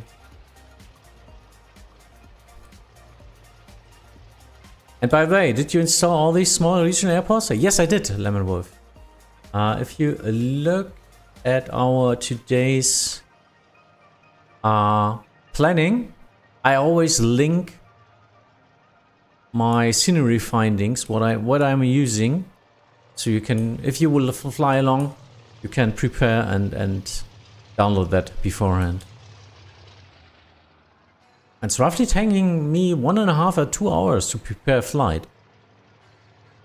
Somehow crazy time-wise, but it's just more fun to have a planned route with every step than to do just a spontaneous flight. So yeah, I'm doing that for you.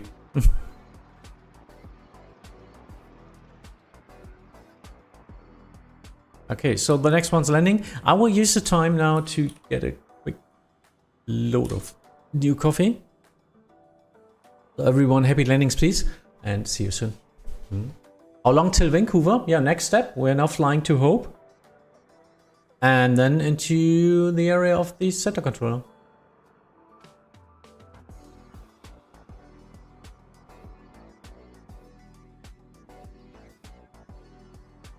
Penticton traffic, number 1 Quebec, short final runway 34.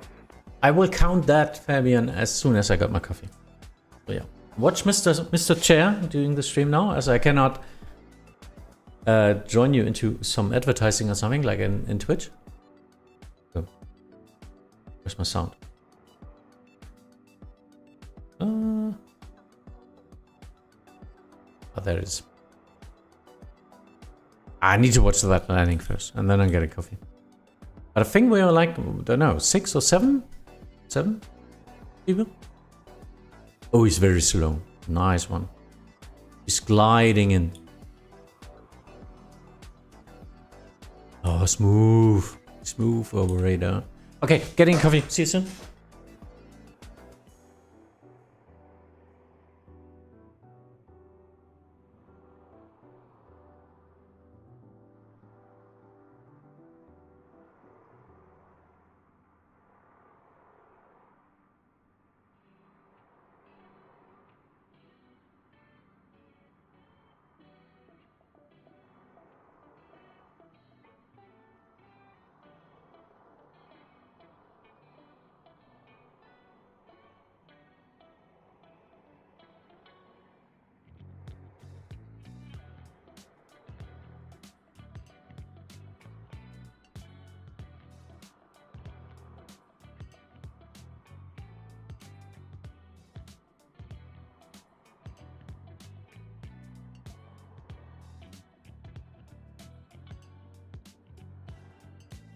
Penticton traffic, number 1 Quebec, runway 34 vacated.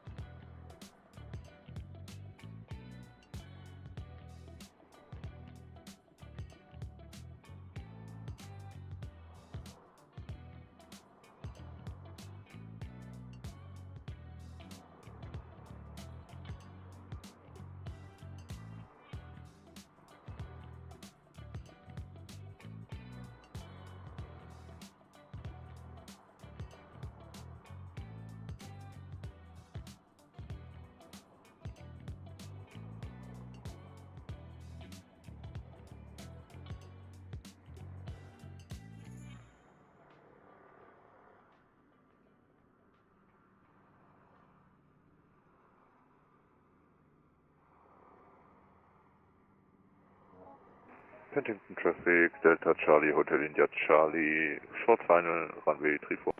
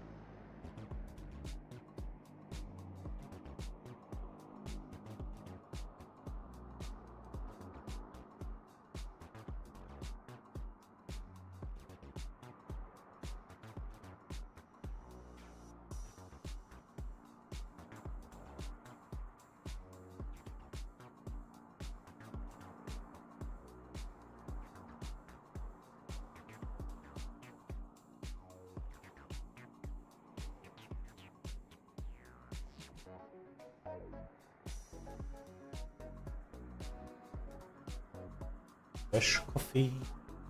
Penticton traffic, Delta Charlie Hotel India Charlie, runway 34 vacated. Yes, Charlie Yankee Yankee Foxtrot is our step now.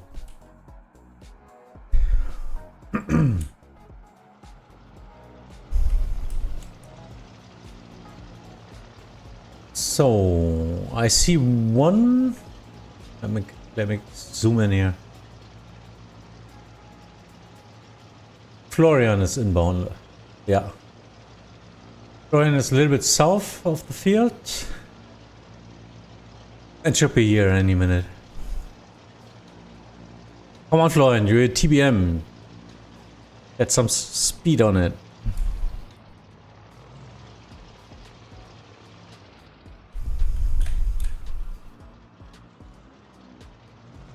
Yeah, so but I can try to use our and try to build up our list today. Who's flying with me? And if you still want to join now, just do it. Join into Charlie Yankee Yankee Foxtrot and fly along.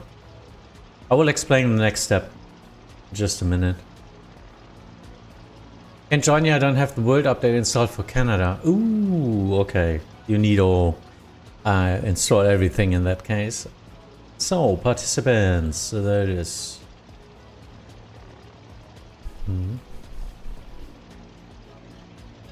Trying to get that on the ground here.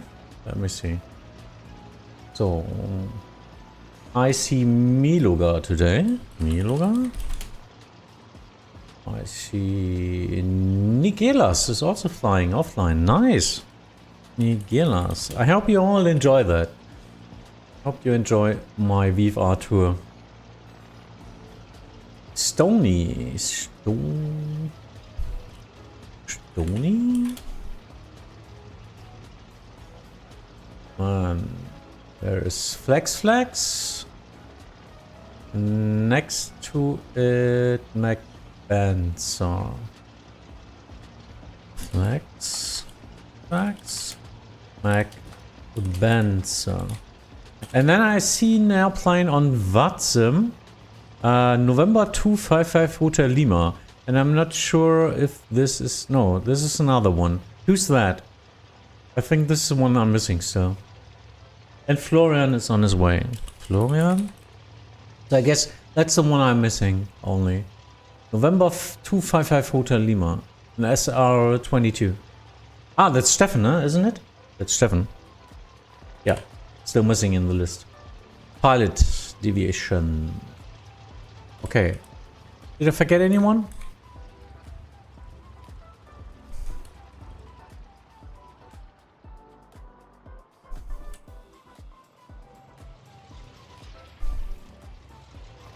Looks okay to me. So it's 1, 2, 3, 4, 5, 6, 7. With me, 8. Nice.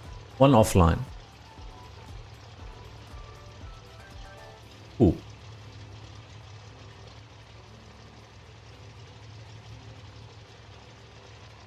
So yeah, next step. No. Wrong map. Other map. Next step. We'll fly out.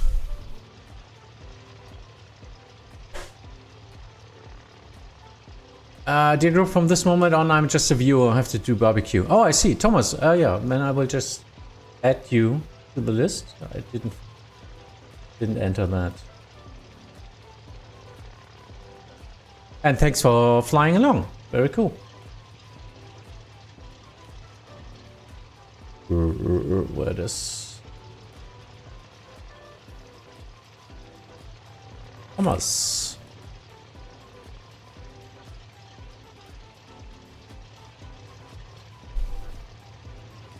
Yeah, okay, so next turn is to Hope.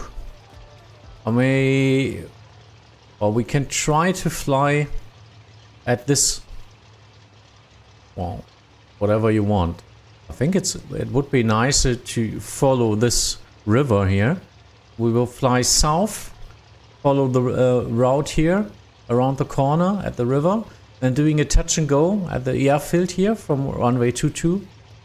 Just a touch and go and continue flying to Hope. Maybe just follow the river all along and then climb up and cross. The peak here is 6,000 feet, so climb up at 7,000 and then get down here again into the valley for landing at Hope. And that's a straight in as well. We just land in there. That's our next gathering point. And now it's a 2E757. Ooh, that's not looking good then in that case. That's a pretty rough model matching then. So where's Florian? Let's see. Ah. Looks like he disconnected? I don't know. Florian, are you still with us? Otherwise we will start again now and start flying. There you can see the road. South out to the at the streets here, through the mountains, and then following the river all along here. River all along to Hope.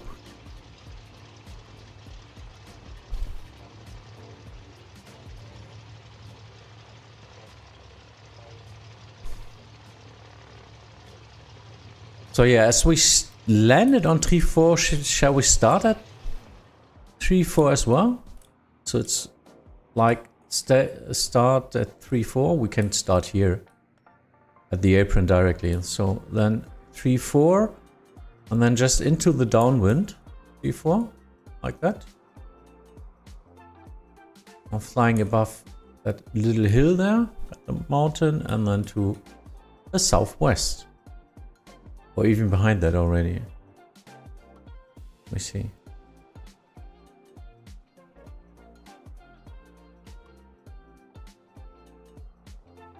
No. Directly at the lake, and then behind that little hill, a right turn into the southwest.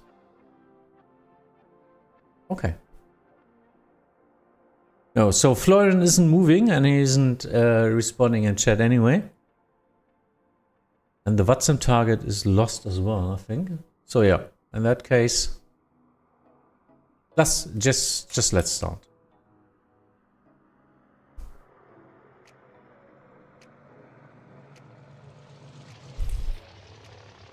Managing traffic, Delta Echo Tango Charlie Charlie, taxiing to holding point runway 34 via apron.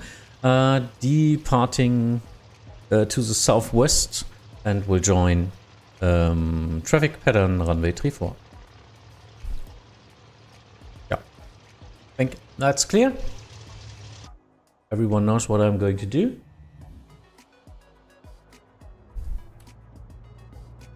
Just continue.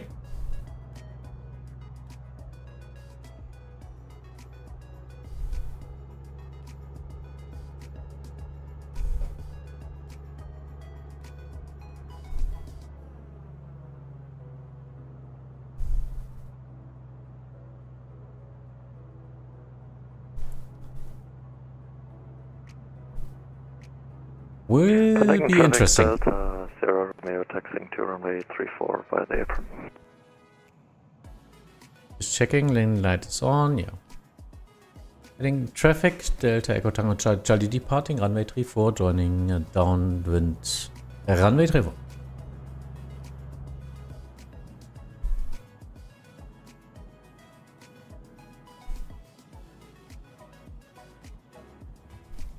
Ooh, short runway. Some of you might need some more runway. Charlie, Fox Mike, Juliet Oscar, taxi to runway 34 via Alpha.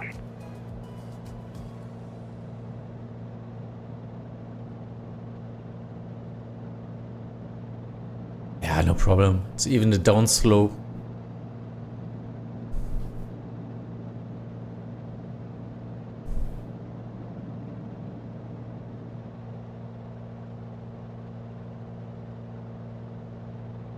Even press down the stick to get a little bit more speed on the runway.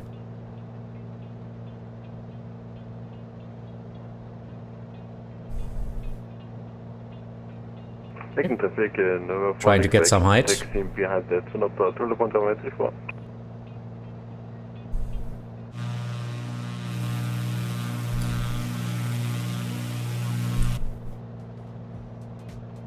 Not so much space in the downwind. Don't fly too far away from the airport. As there are hills as well. Lemon Wolf, no it isn't. IFR is a lot more complicated than VFR. Because as an IFR, you need to learn all the procedures. You need to know everything about flying RMP, ILS, flying stars, flying directs, flying holdings, and all that stuff. Changing procedures and all that stuff. And then a complicated airplane, like an airliner, where you need to do all that stuff. A VFR is just sitting into your airplane and flying around. So much easier. Delta X-ray Sierra Just need to lining up runway 34 for departure to the south, west, no, just to the south with a right turn. Getting traffic, Delta Charlie now downwind runway 34, leaving the airfield to the southwest. As in VFR, you just need to learn a little bit about the airspaces and which is controlled airspace, what is not controlled airspace. As an IFR, you're always controlled. That's the case. As a VFR, you're a lot more responsible on your own, which is also a lot of fun. So yeah, I like both worlds. I like it both, but I don't think it's more complicated. It's easier. That's why everyone in real world is starting as a VFR, not IFR. No one, really, no one starting sitting in an airliner and trying to learn an A320 in real life. Everyone is learning on a little airplane a VFR first. That's the basic of flying, and then it continues. Delta Zero Romeo turning right to the south. Yeah, that's okay. Well, it's just that's like everything in life. It's just unusual, but it's so easy to learn, really. Charlie Fox Max Juliet Oscar departing on the 34 on the right hand traffic pattern for departing to the south. Oh, right hand, okay. I was flying to the downwind on the other side. Lincoln traffic number for Quebec runway 34 and bait. Okay, so trying to climb. And joining this canyon here. That's a highway or whatever. No, not a highway. A road flyer. Delta Zero Romeo leaving the airfield to the south.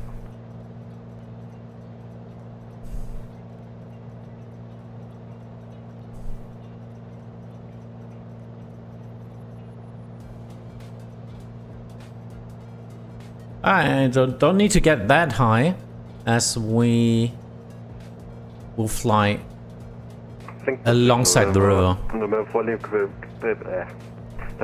Quebec departure runway 34 for right hand traffic pattern.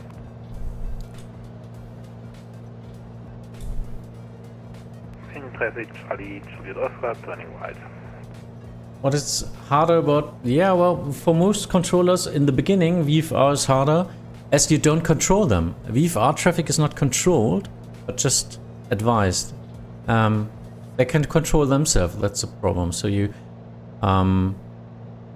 give some instructions and sequencing and all that stuff, but usually you don't control them. So yeah, usually VFR is harder for them, as they're not used to that. IFR is more likely you're flying your flight plan. VFR is more unpredicted. You don't know what they really want to do until they talk to you. So yeah, but no, it just depends. It just depends. For a tower controller, it's roughly the same, as it's just traffic on the ground or into their small CTR. IFR traffic is just flying in on an ILS or departing, not much to do. But as a radar controller, IFR traffic is usually more complicated.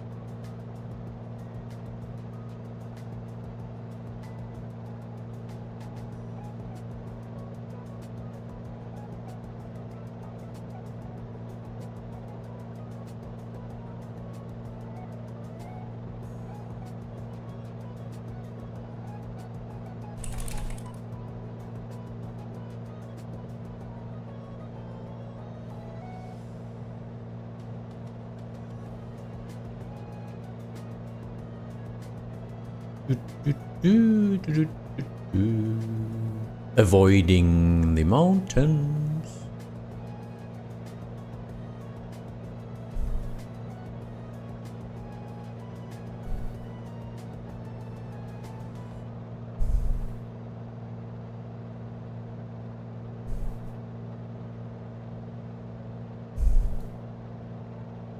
Penticton traffic, Charlie Fox, Mike, Juliet Oscar, leaving right-hand traffic pattern to the west, 3,800 feet. That's some ages in the background. Doesn't that look beautiful here? Nice. Like with the shadows and everything. Wow.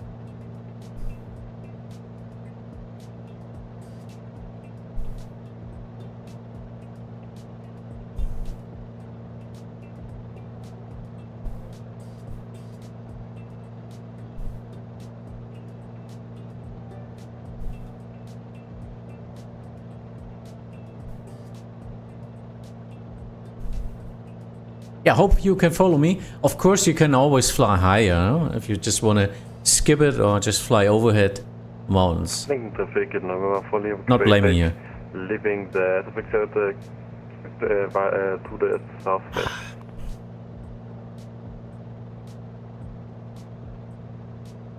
What I'd love to do in the sim in the near future, hopefully, is to do a flight around the world in generation aircraft. Yeah, do that.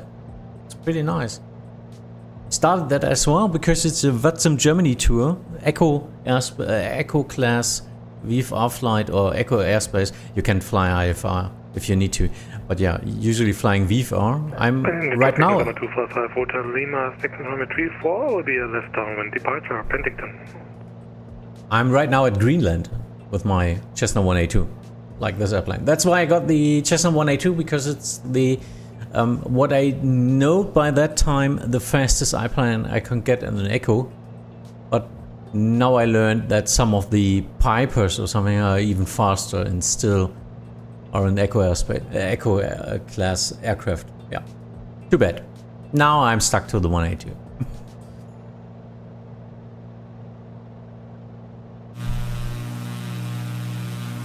Oh, there's a village down there. Crazy. Just to mention living there. Like in the Alps. Something like Innsbruck or something. Well, that's pretty small. Just to mention, what are you going to do if you live here? Oh, okay, there's a bigger town down there.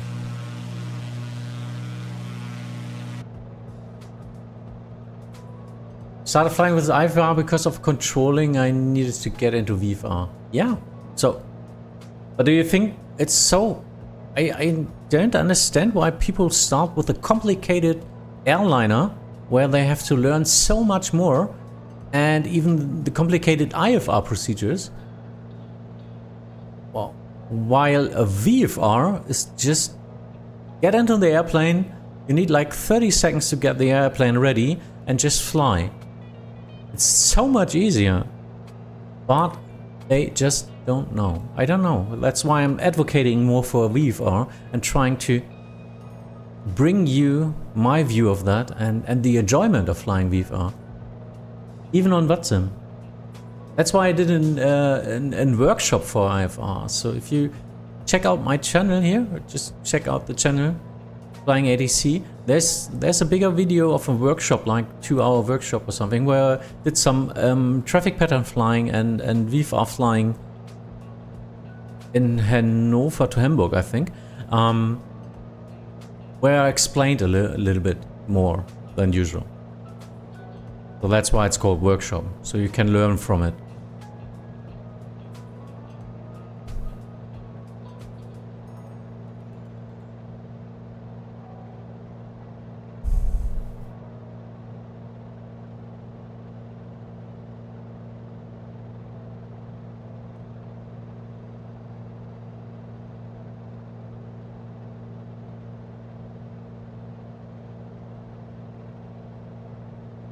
Okay. Following the canyon, respecting the mountains left and right.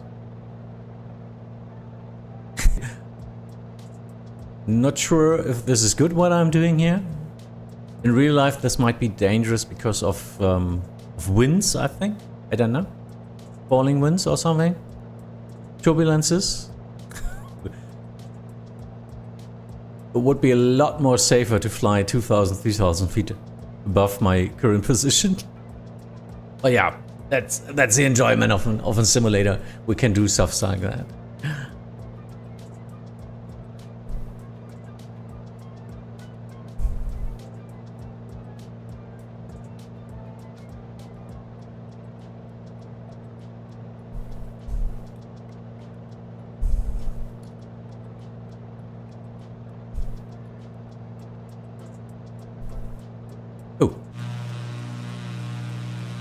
There's an artificial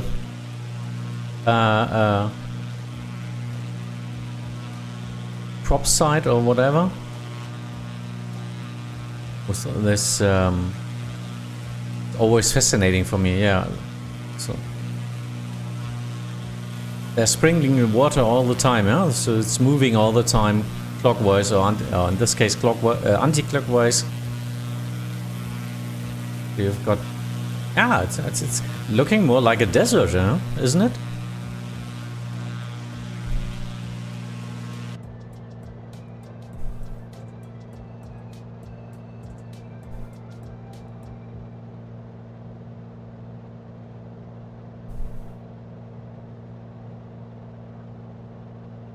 Lemonwolf just says, yeah, the flying Piper arrows are really nice. A little bit expensive, but definitely worth it. I don't fly that often though.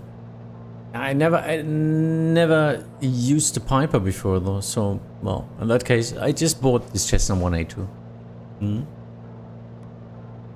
With the 2-engine aircraft, right-hand traffic pattern looks safer. McBenzer, yep, that's a good call. Totally agree to that. Yeah, of course, I wasn't thinking about that.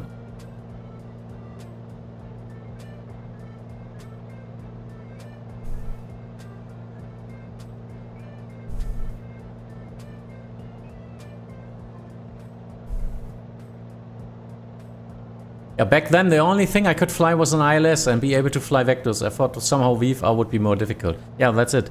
Don't just fly ILS and Autoland. It doesn't help you in any way. Learn to fly VFR with the airliner as well, because at last, the last 1,000 feet are VFR anyway. You're discontinuing ILS, you're disengaging your autopilot, and you're flying on your own. So yeah. That's why it's so important to learn VFR basics for everyone. Every airliner pilot is able to fly a little generation airplane and do VFR patterns. They all can do it, really.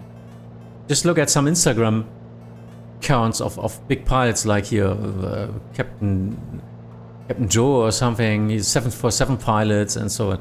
And sometimes just for recreational purpose, just for fun, they're flying with friends on like a Cessna or something like this here.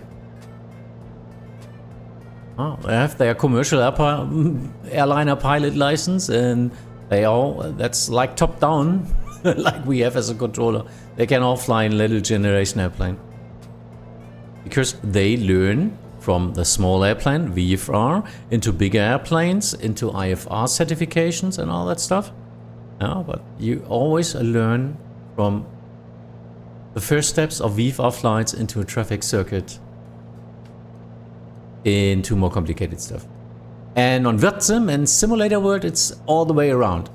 You start with a 747 IFR, yeah, from Frankfurt to New York, first flight, doing all the complicated things because you think, yeah, well, your autopilot will do it. Yeah, no.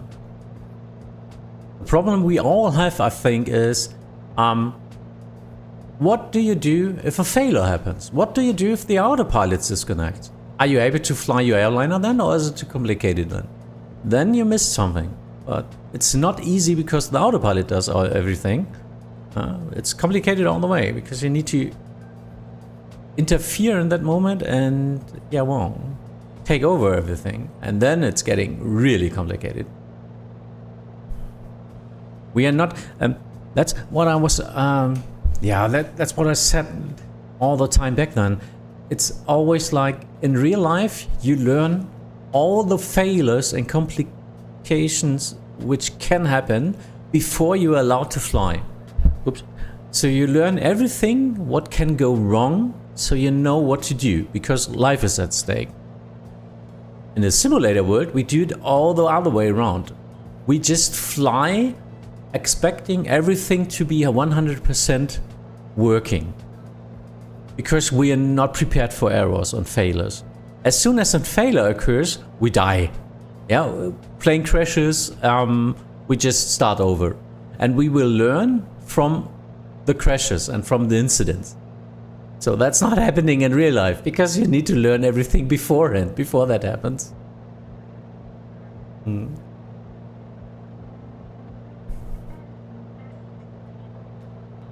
Yeah, Lemon Wolf, that's it.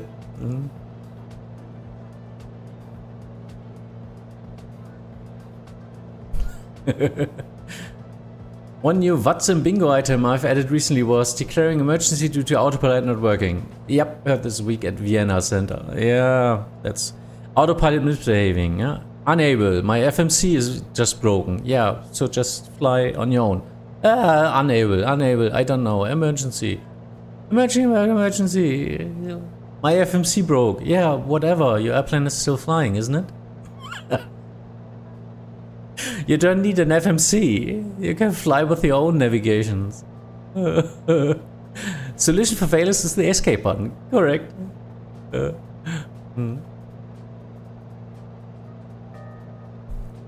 Apparently automation can be even a problem in real life. Children of the Magenta. There's a nice talk about it from the 90s or something on YouTube. Yeah, I see. Yeah, bingo. Oh, I heard it all. November Oscar Foxtrot Victor. As I'm a center controller myself, doing top-down service, I heard it all. Yeah. Direct Zelle, Charlie Echo Lima. Not in my flight plan. Yeah, I don't care. Just type it in. What? Yeah, okay. So, it stops there already. There's something called Code of Conduct, and then the Bravo one is for pilots. And especially Bravo 8 is what you need to do and what you need to be capable of when flying on Vatsim. And that's just the basics. It's just like fly a heading, fly on an altitude, fly at a speed, follow a star or sit, change a star or sit, fly a direct, and in flying into events you should also do something like fly holdings, and all that stuff. And if you are not able to do that, you should check yourself and learn a little bit more and then come back, which is not a problem. It's okay. We're learning after all, but please don't be ignorant and just say, yeah, autopilot not working, I need vectors. No, in that case, I will vectorize you out of my zone and you will be sequenced again in an event. You're doing something wrong, you will get sequenced out and just be number 8, 10, 12 again. So you get an extra 30 minutes in that case. I can't do it. I will not prioritize you because you're too lazy to learn. Just say that like it is. Okay, so going down to Princeton. The airfield is facing from my top right to the left, and I will do a touch and go on runway 22.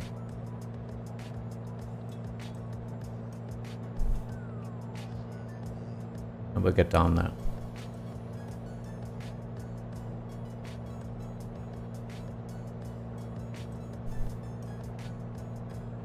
Princeton traffic, Delta Echo Tango Charlie, Charlie east of the field for a touch and go, runway 22.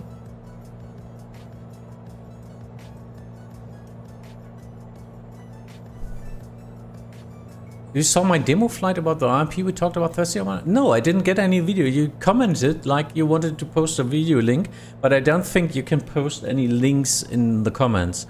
So if you want, you can post that in my Discord. Are you on my Discord? And you could post it there. That would be nice. Yeah, we all were bad pilots. Dude, I was landing in Bremen city. Because my reversers didn't work. So I'm still searching the airfield.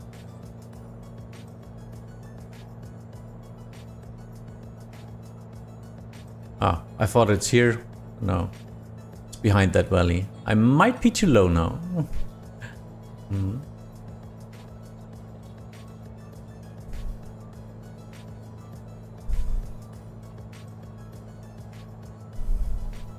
Ah, there it is on my map. Yeah.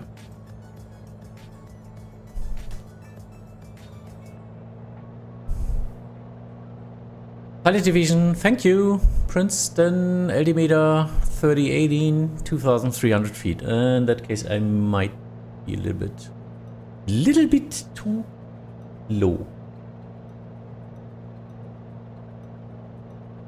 What did I say? Respect the mountains. Yeah, that's not working. Shh.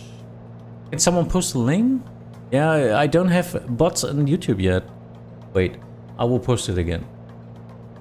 If I don't crash now. Delta Sierra Romeo circling over the airfield of Princeton Valley.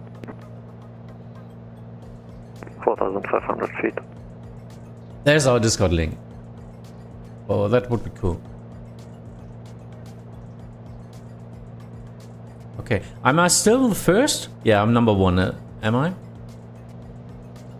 Oh, sorry, I'm a little bit. I thought the airfield was way back there, so I was already slowing down, which is not the best thing to do. Cool.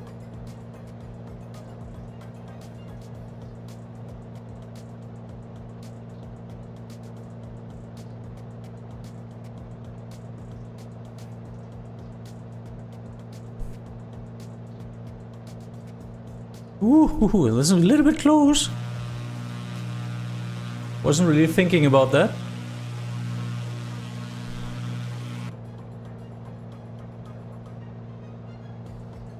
Still looking for the airfield. It's easy as the second one. The first one, I think that's the runway down there.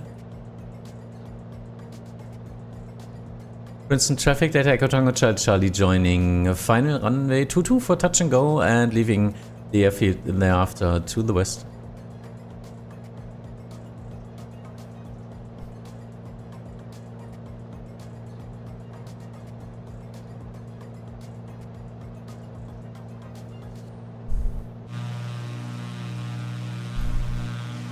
I think, yeah, that should be the airfield.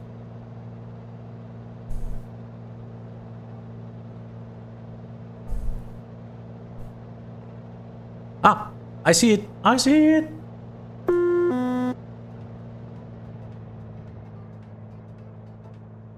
Princeton traffic, data Charlie short final runway 22 for touch and go.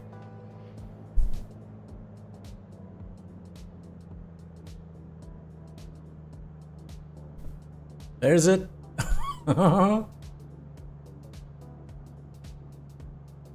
That's why you usually join the downwind.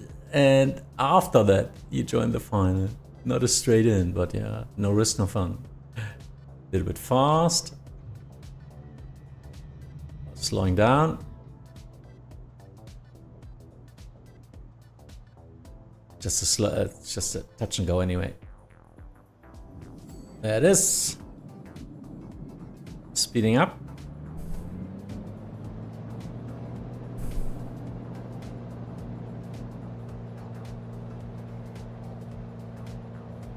Yeah, nice. Ah, yeah, you were talking about the RMP approach not cleaning up your FMC. Ah, I will watch that. Thank you. Thank you for sharing your experience. I need to get some speed here before I can climb. Now I'm getting some speed. Ooh.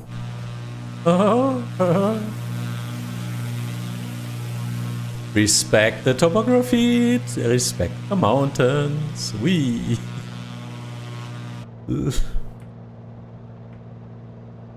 And we will follow the river again.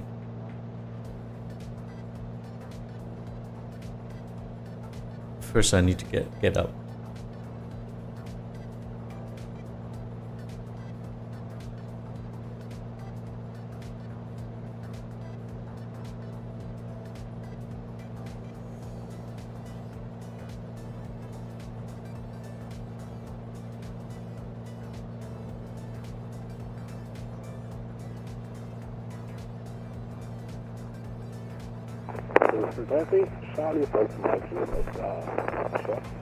And we will turn to the right there.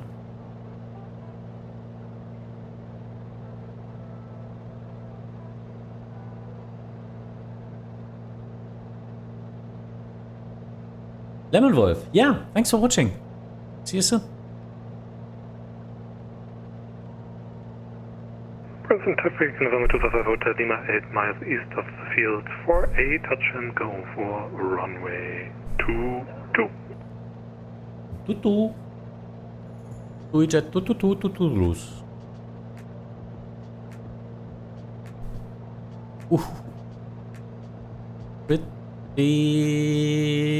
Pretty close. I'm trying to climb, but I need some speed as well. So yeah, now that's working better.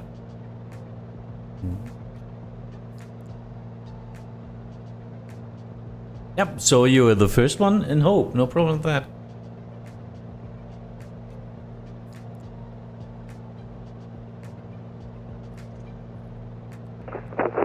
Charlie Fox Mike Juliet, leaving traffic at Workshop Southwest.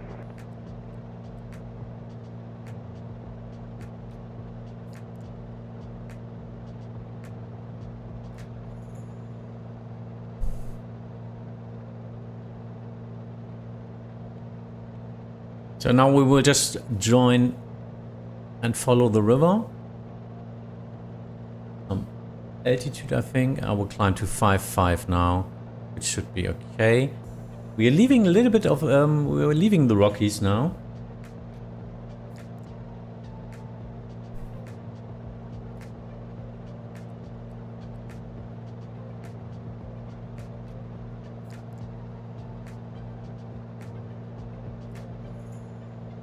And on to our way. Last step before Vancouver. Oh, time is flying by, I don't know.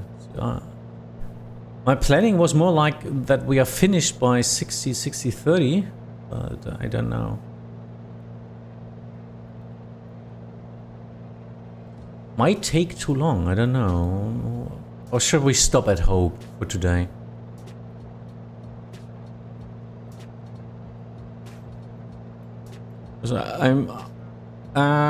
I'm frank with you. I didn't want to fly until 5 p.m. today, but more like 4 p.m. Don't know what happened. Or everything you plan, I'm not planning enough. I think I didn't plan the waiting time at the stops. Our landing and gathering is important, but I didn't account for the time, I think.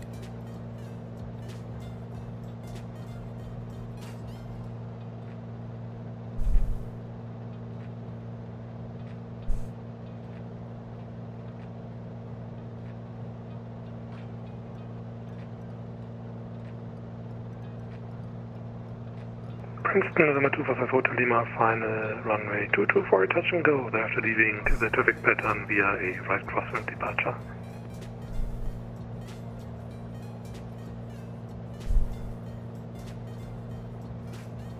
Yeah, let's see.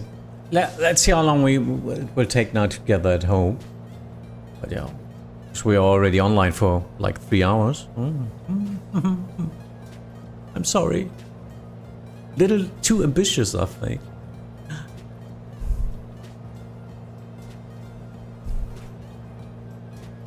But I will learn from it. Well, next time we are of course departing from Vancouver. But I'm not sure if we are doing VFR or IFR. Because alternatively we could fly VFR to Seattle. Just at the coast, which would be a really nice one. Or a longer flight to the south with an IFR. But I would like to fly airliner again, anyway. So yeah. I will check out that in this week. So I'm happy to discuss that in the Discord as well. Because I'm planning it together with you, of course. Sometimes I just miss the time, and yeah, well, usually on a Saturday at last I'm planning then and publishing our plans. But I wanted to do it way before that. Usually at Wednesday, Thursdays, or even before that. But yeah, life isn't easy.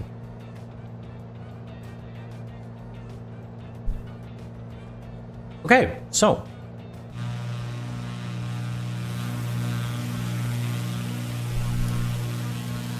on our way to Vancouver Bay, somewhere down there.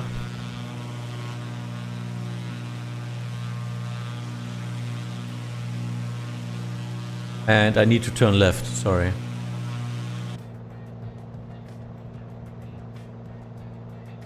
Oopsie. I missed it a little bit. Sorry. I wanted to follow the river, not that big one, but to the left, west. Oopsie. Lost my orientation for a short moment. Yeah. There we need to fly.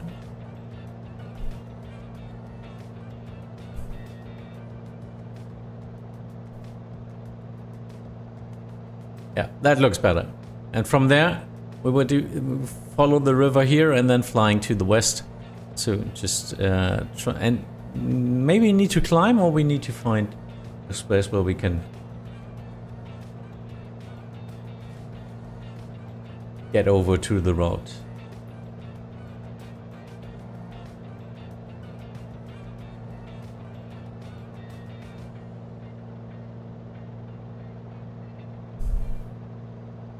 Lemon Wolf, see you.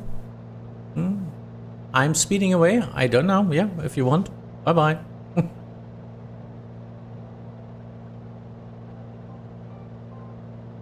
And I guess you're flying in the wrong direction anyway. You're flying now to the north.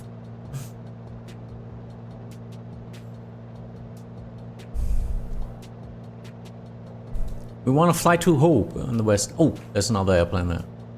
Ooh, gotcha.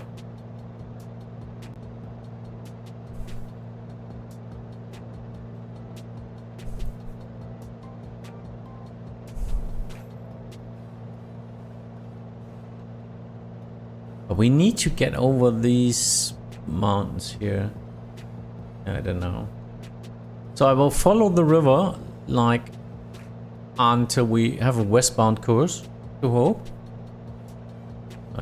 Just some more miles.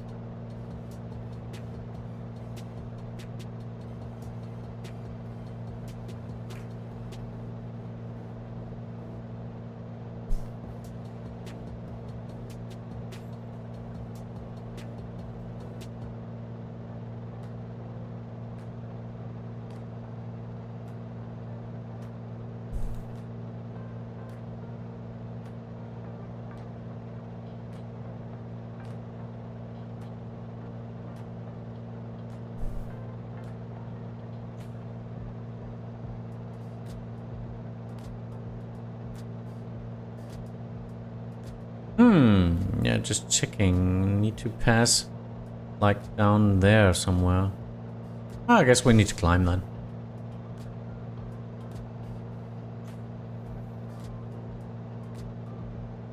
Flex, I'm not sure where you're flying to. Maybe you should check your course.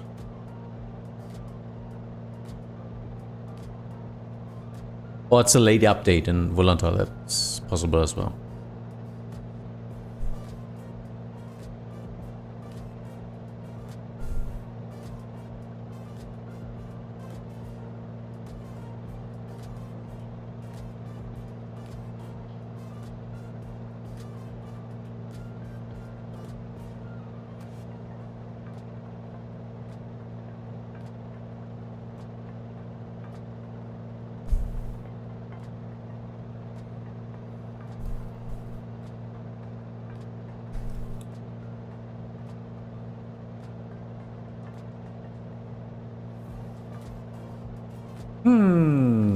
Yeah. You know, need to fly down there somewhere.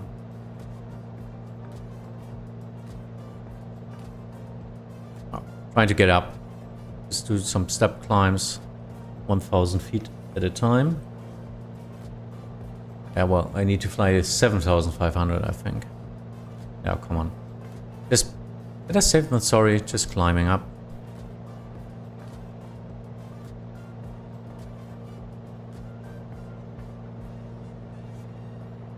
Following McBenza in front of me. And turning, maybe behind that mountain, turning right. For a landing at Hope. Watching my radar. Yeah, we need to pass that mountain line here. Ooh. Okay. Misplanned that. Trying to get up now.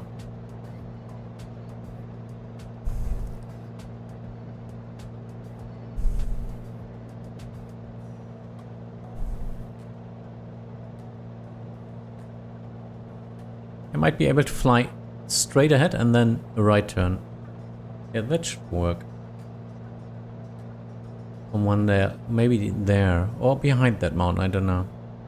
It looks like behind that mountain should be a way. I don't know which valley I fly through. No, no problem at all. I'm just number 2 following you. It's all your fault then. No, it looks good. Look at that. I think behind the next mountain you can turn right, and then we're safe. And there's Hope already. And we're flying directly straight into Hope. Yeah, works out.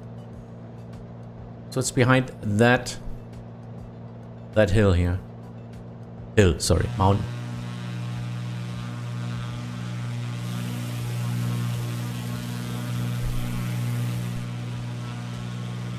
What a great view, isn't it?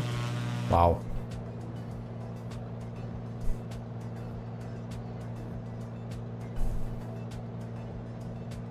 Yeah, come on, let's stop. I don't need that height.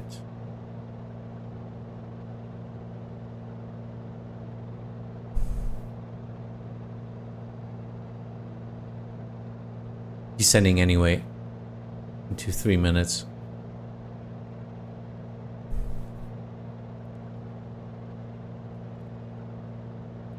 It looks pretty good, McBenza. And thereafter is, yeah, it's just going downwards after that.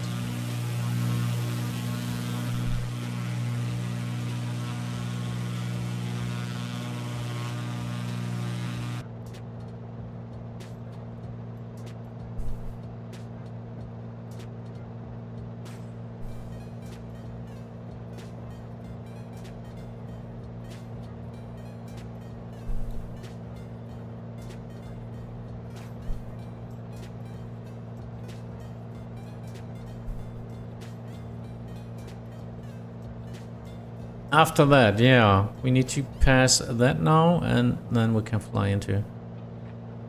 Let me see. Try fly a little bit to the right. Pass that mountain on the right side, and thereafter I can descend into the fog. Whoopsie.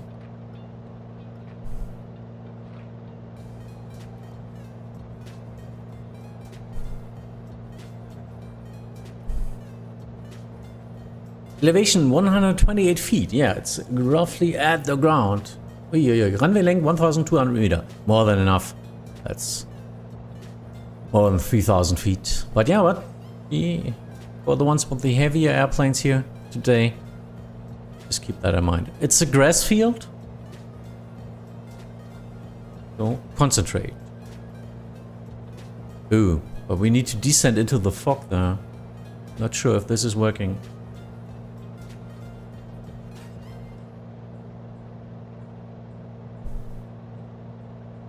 Yeah, we need to descend into that. Woohoo! Kawabonga!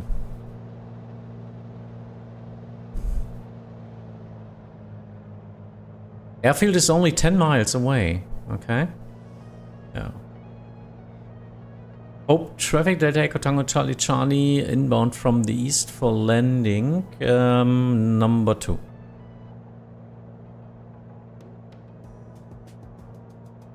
And a steep descent. You need to get down.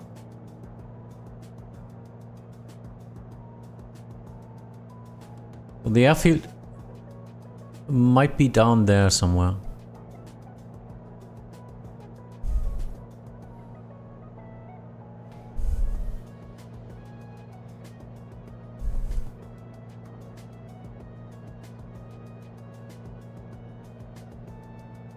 Adventures, adventures, adventures. Not adventures, not adventures.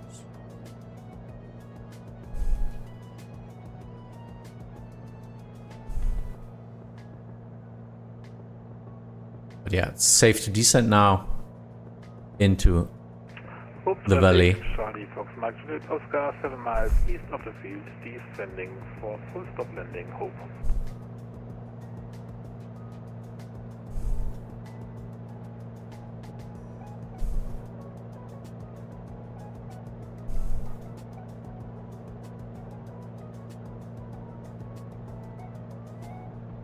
Yep. Down there it is. That's the other airplane. See these landing lights, navigational lights. And I hope you find, everyone else, I hope you find the right canyon.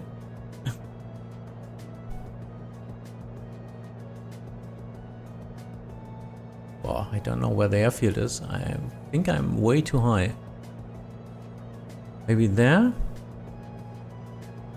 Let me try to guess it. Somewhere down there.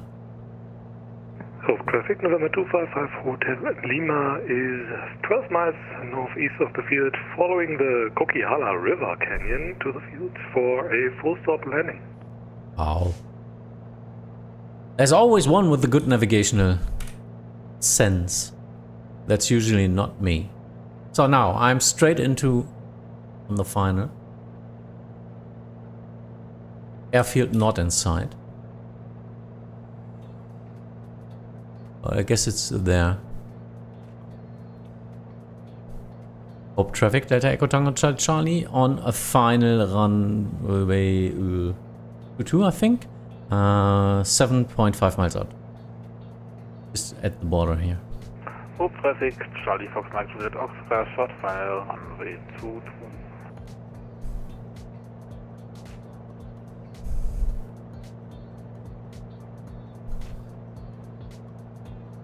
There, I see someone blinking. And then this is... Ah, this is the airfield. This is the grass stripe. It's pretty big. It's pretty wide. Oh.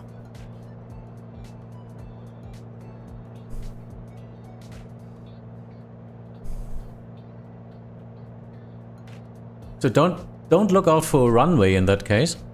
Just a big grass field, but it's pretty big. Oh, it's all that here. The stands are on the right side, I think, so it's more on the left side.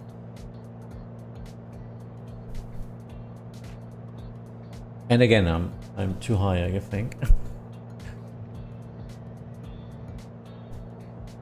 Flex, yeah, whatever you want. We might fully stop there anyway and not flying to Vancouver. It's getting too late.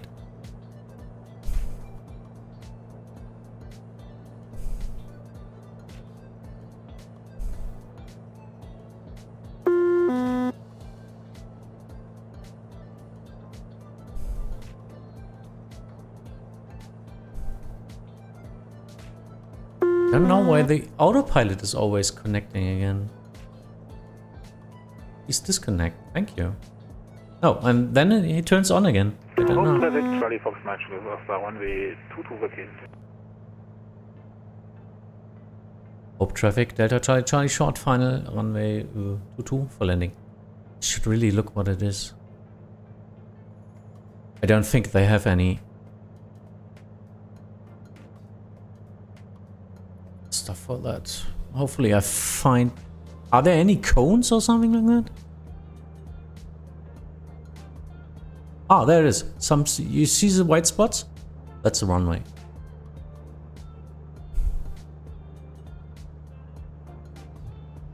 Don't hit the trees. Don't hit the trees. Don't hit the trees.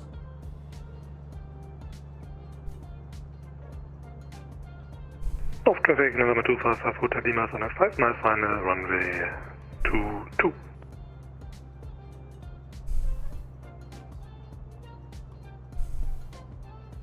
little bit fast. Trying to slow down now while hovering.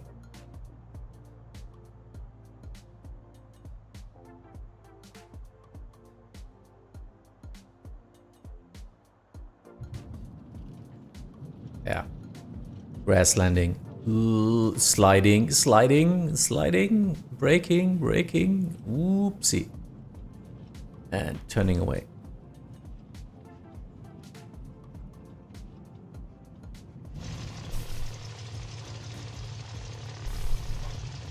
There's the runway. Hope traffic Delta Charlie vacated runway.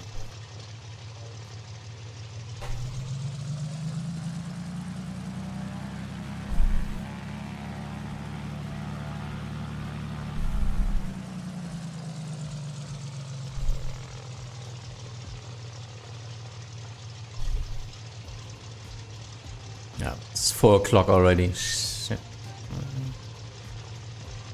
Yeah, guys, I'm sorry. We need to finish our VFR flight here at Hope now, because flying into Chicago, into Vancouver would take more than 30 minutes now. This is getting too late for me. I was trying to end at 4 o'clock, but now I will wait for you, of course, to everyone to land for a group picture, so we can end the stream in roughly like 20 minutes.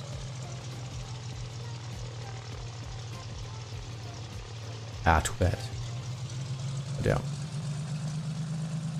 Hope traffic, November 255 Hotel Lima, short final, runway 22.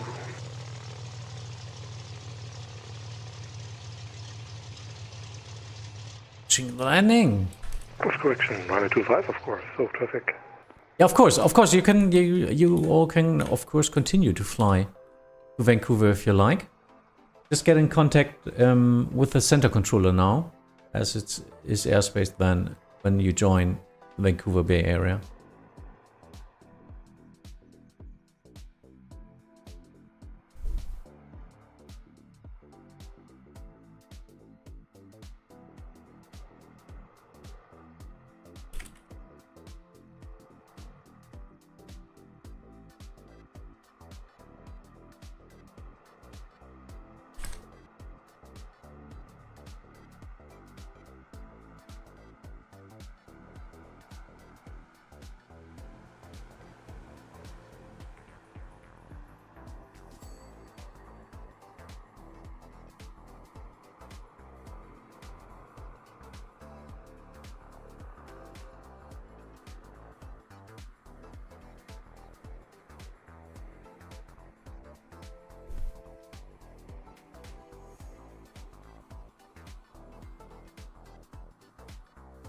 Welcome to Hope.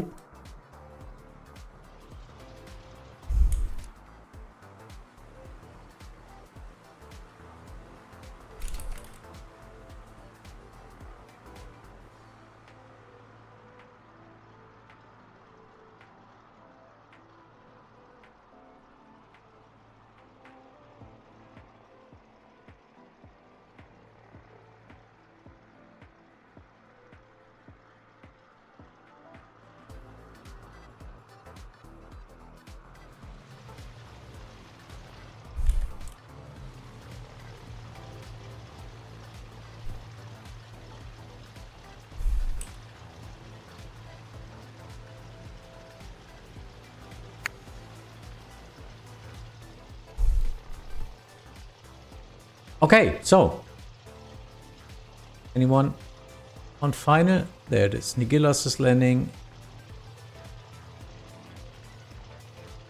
XX is passing us, I think. Ah, can't see him. I think he already passed.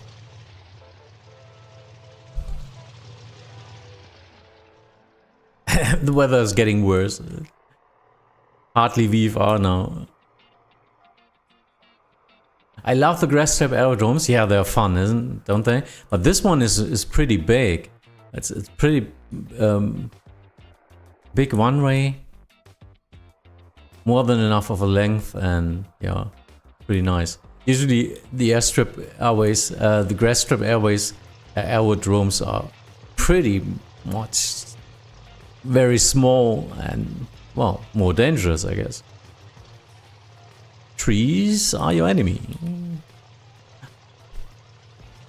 XX, cool.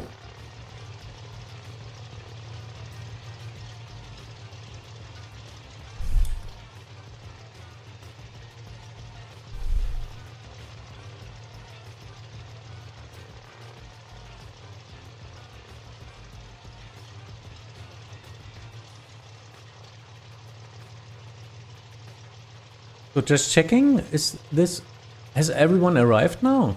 I think we lost some on the way. Is anyone still in the air now? Besides Flex?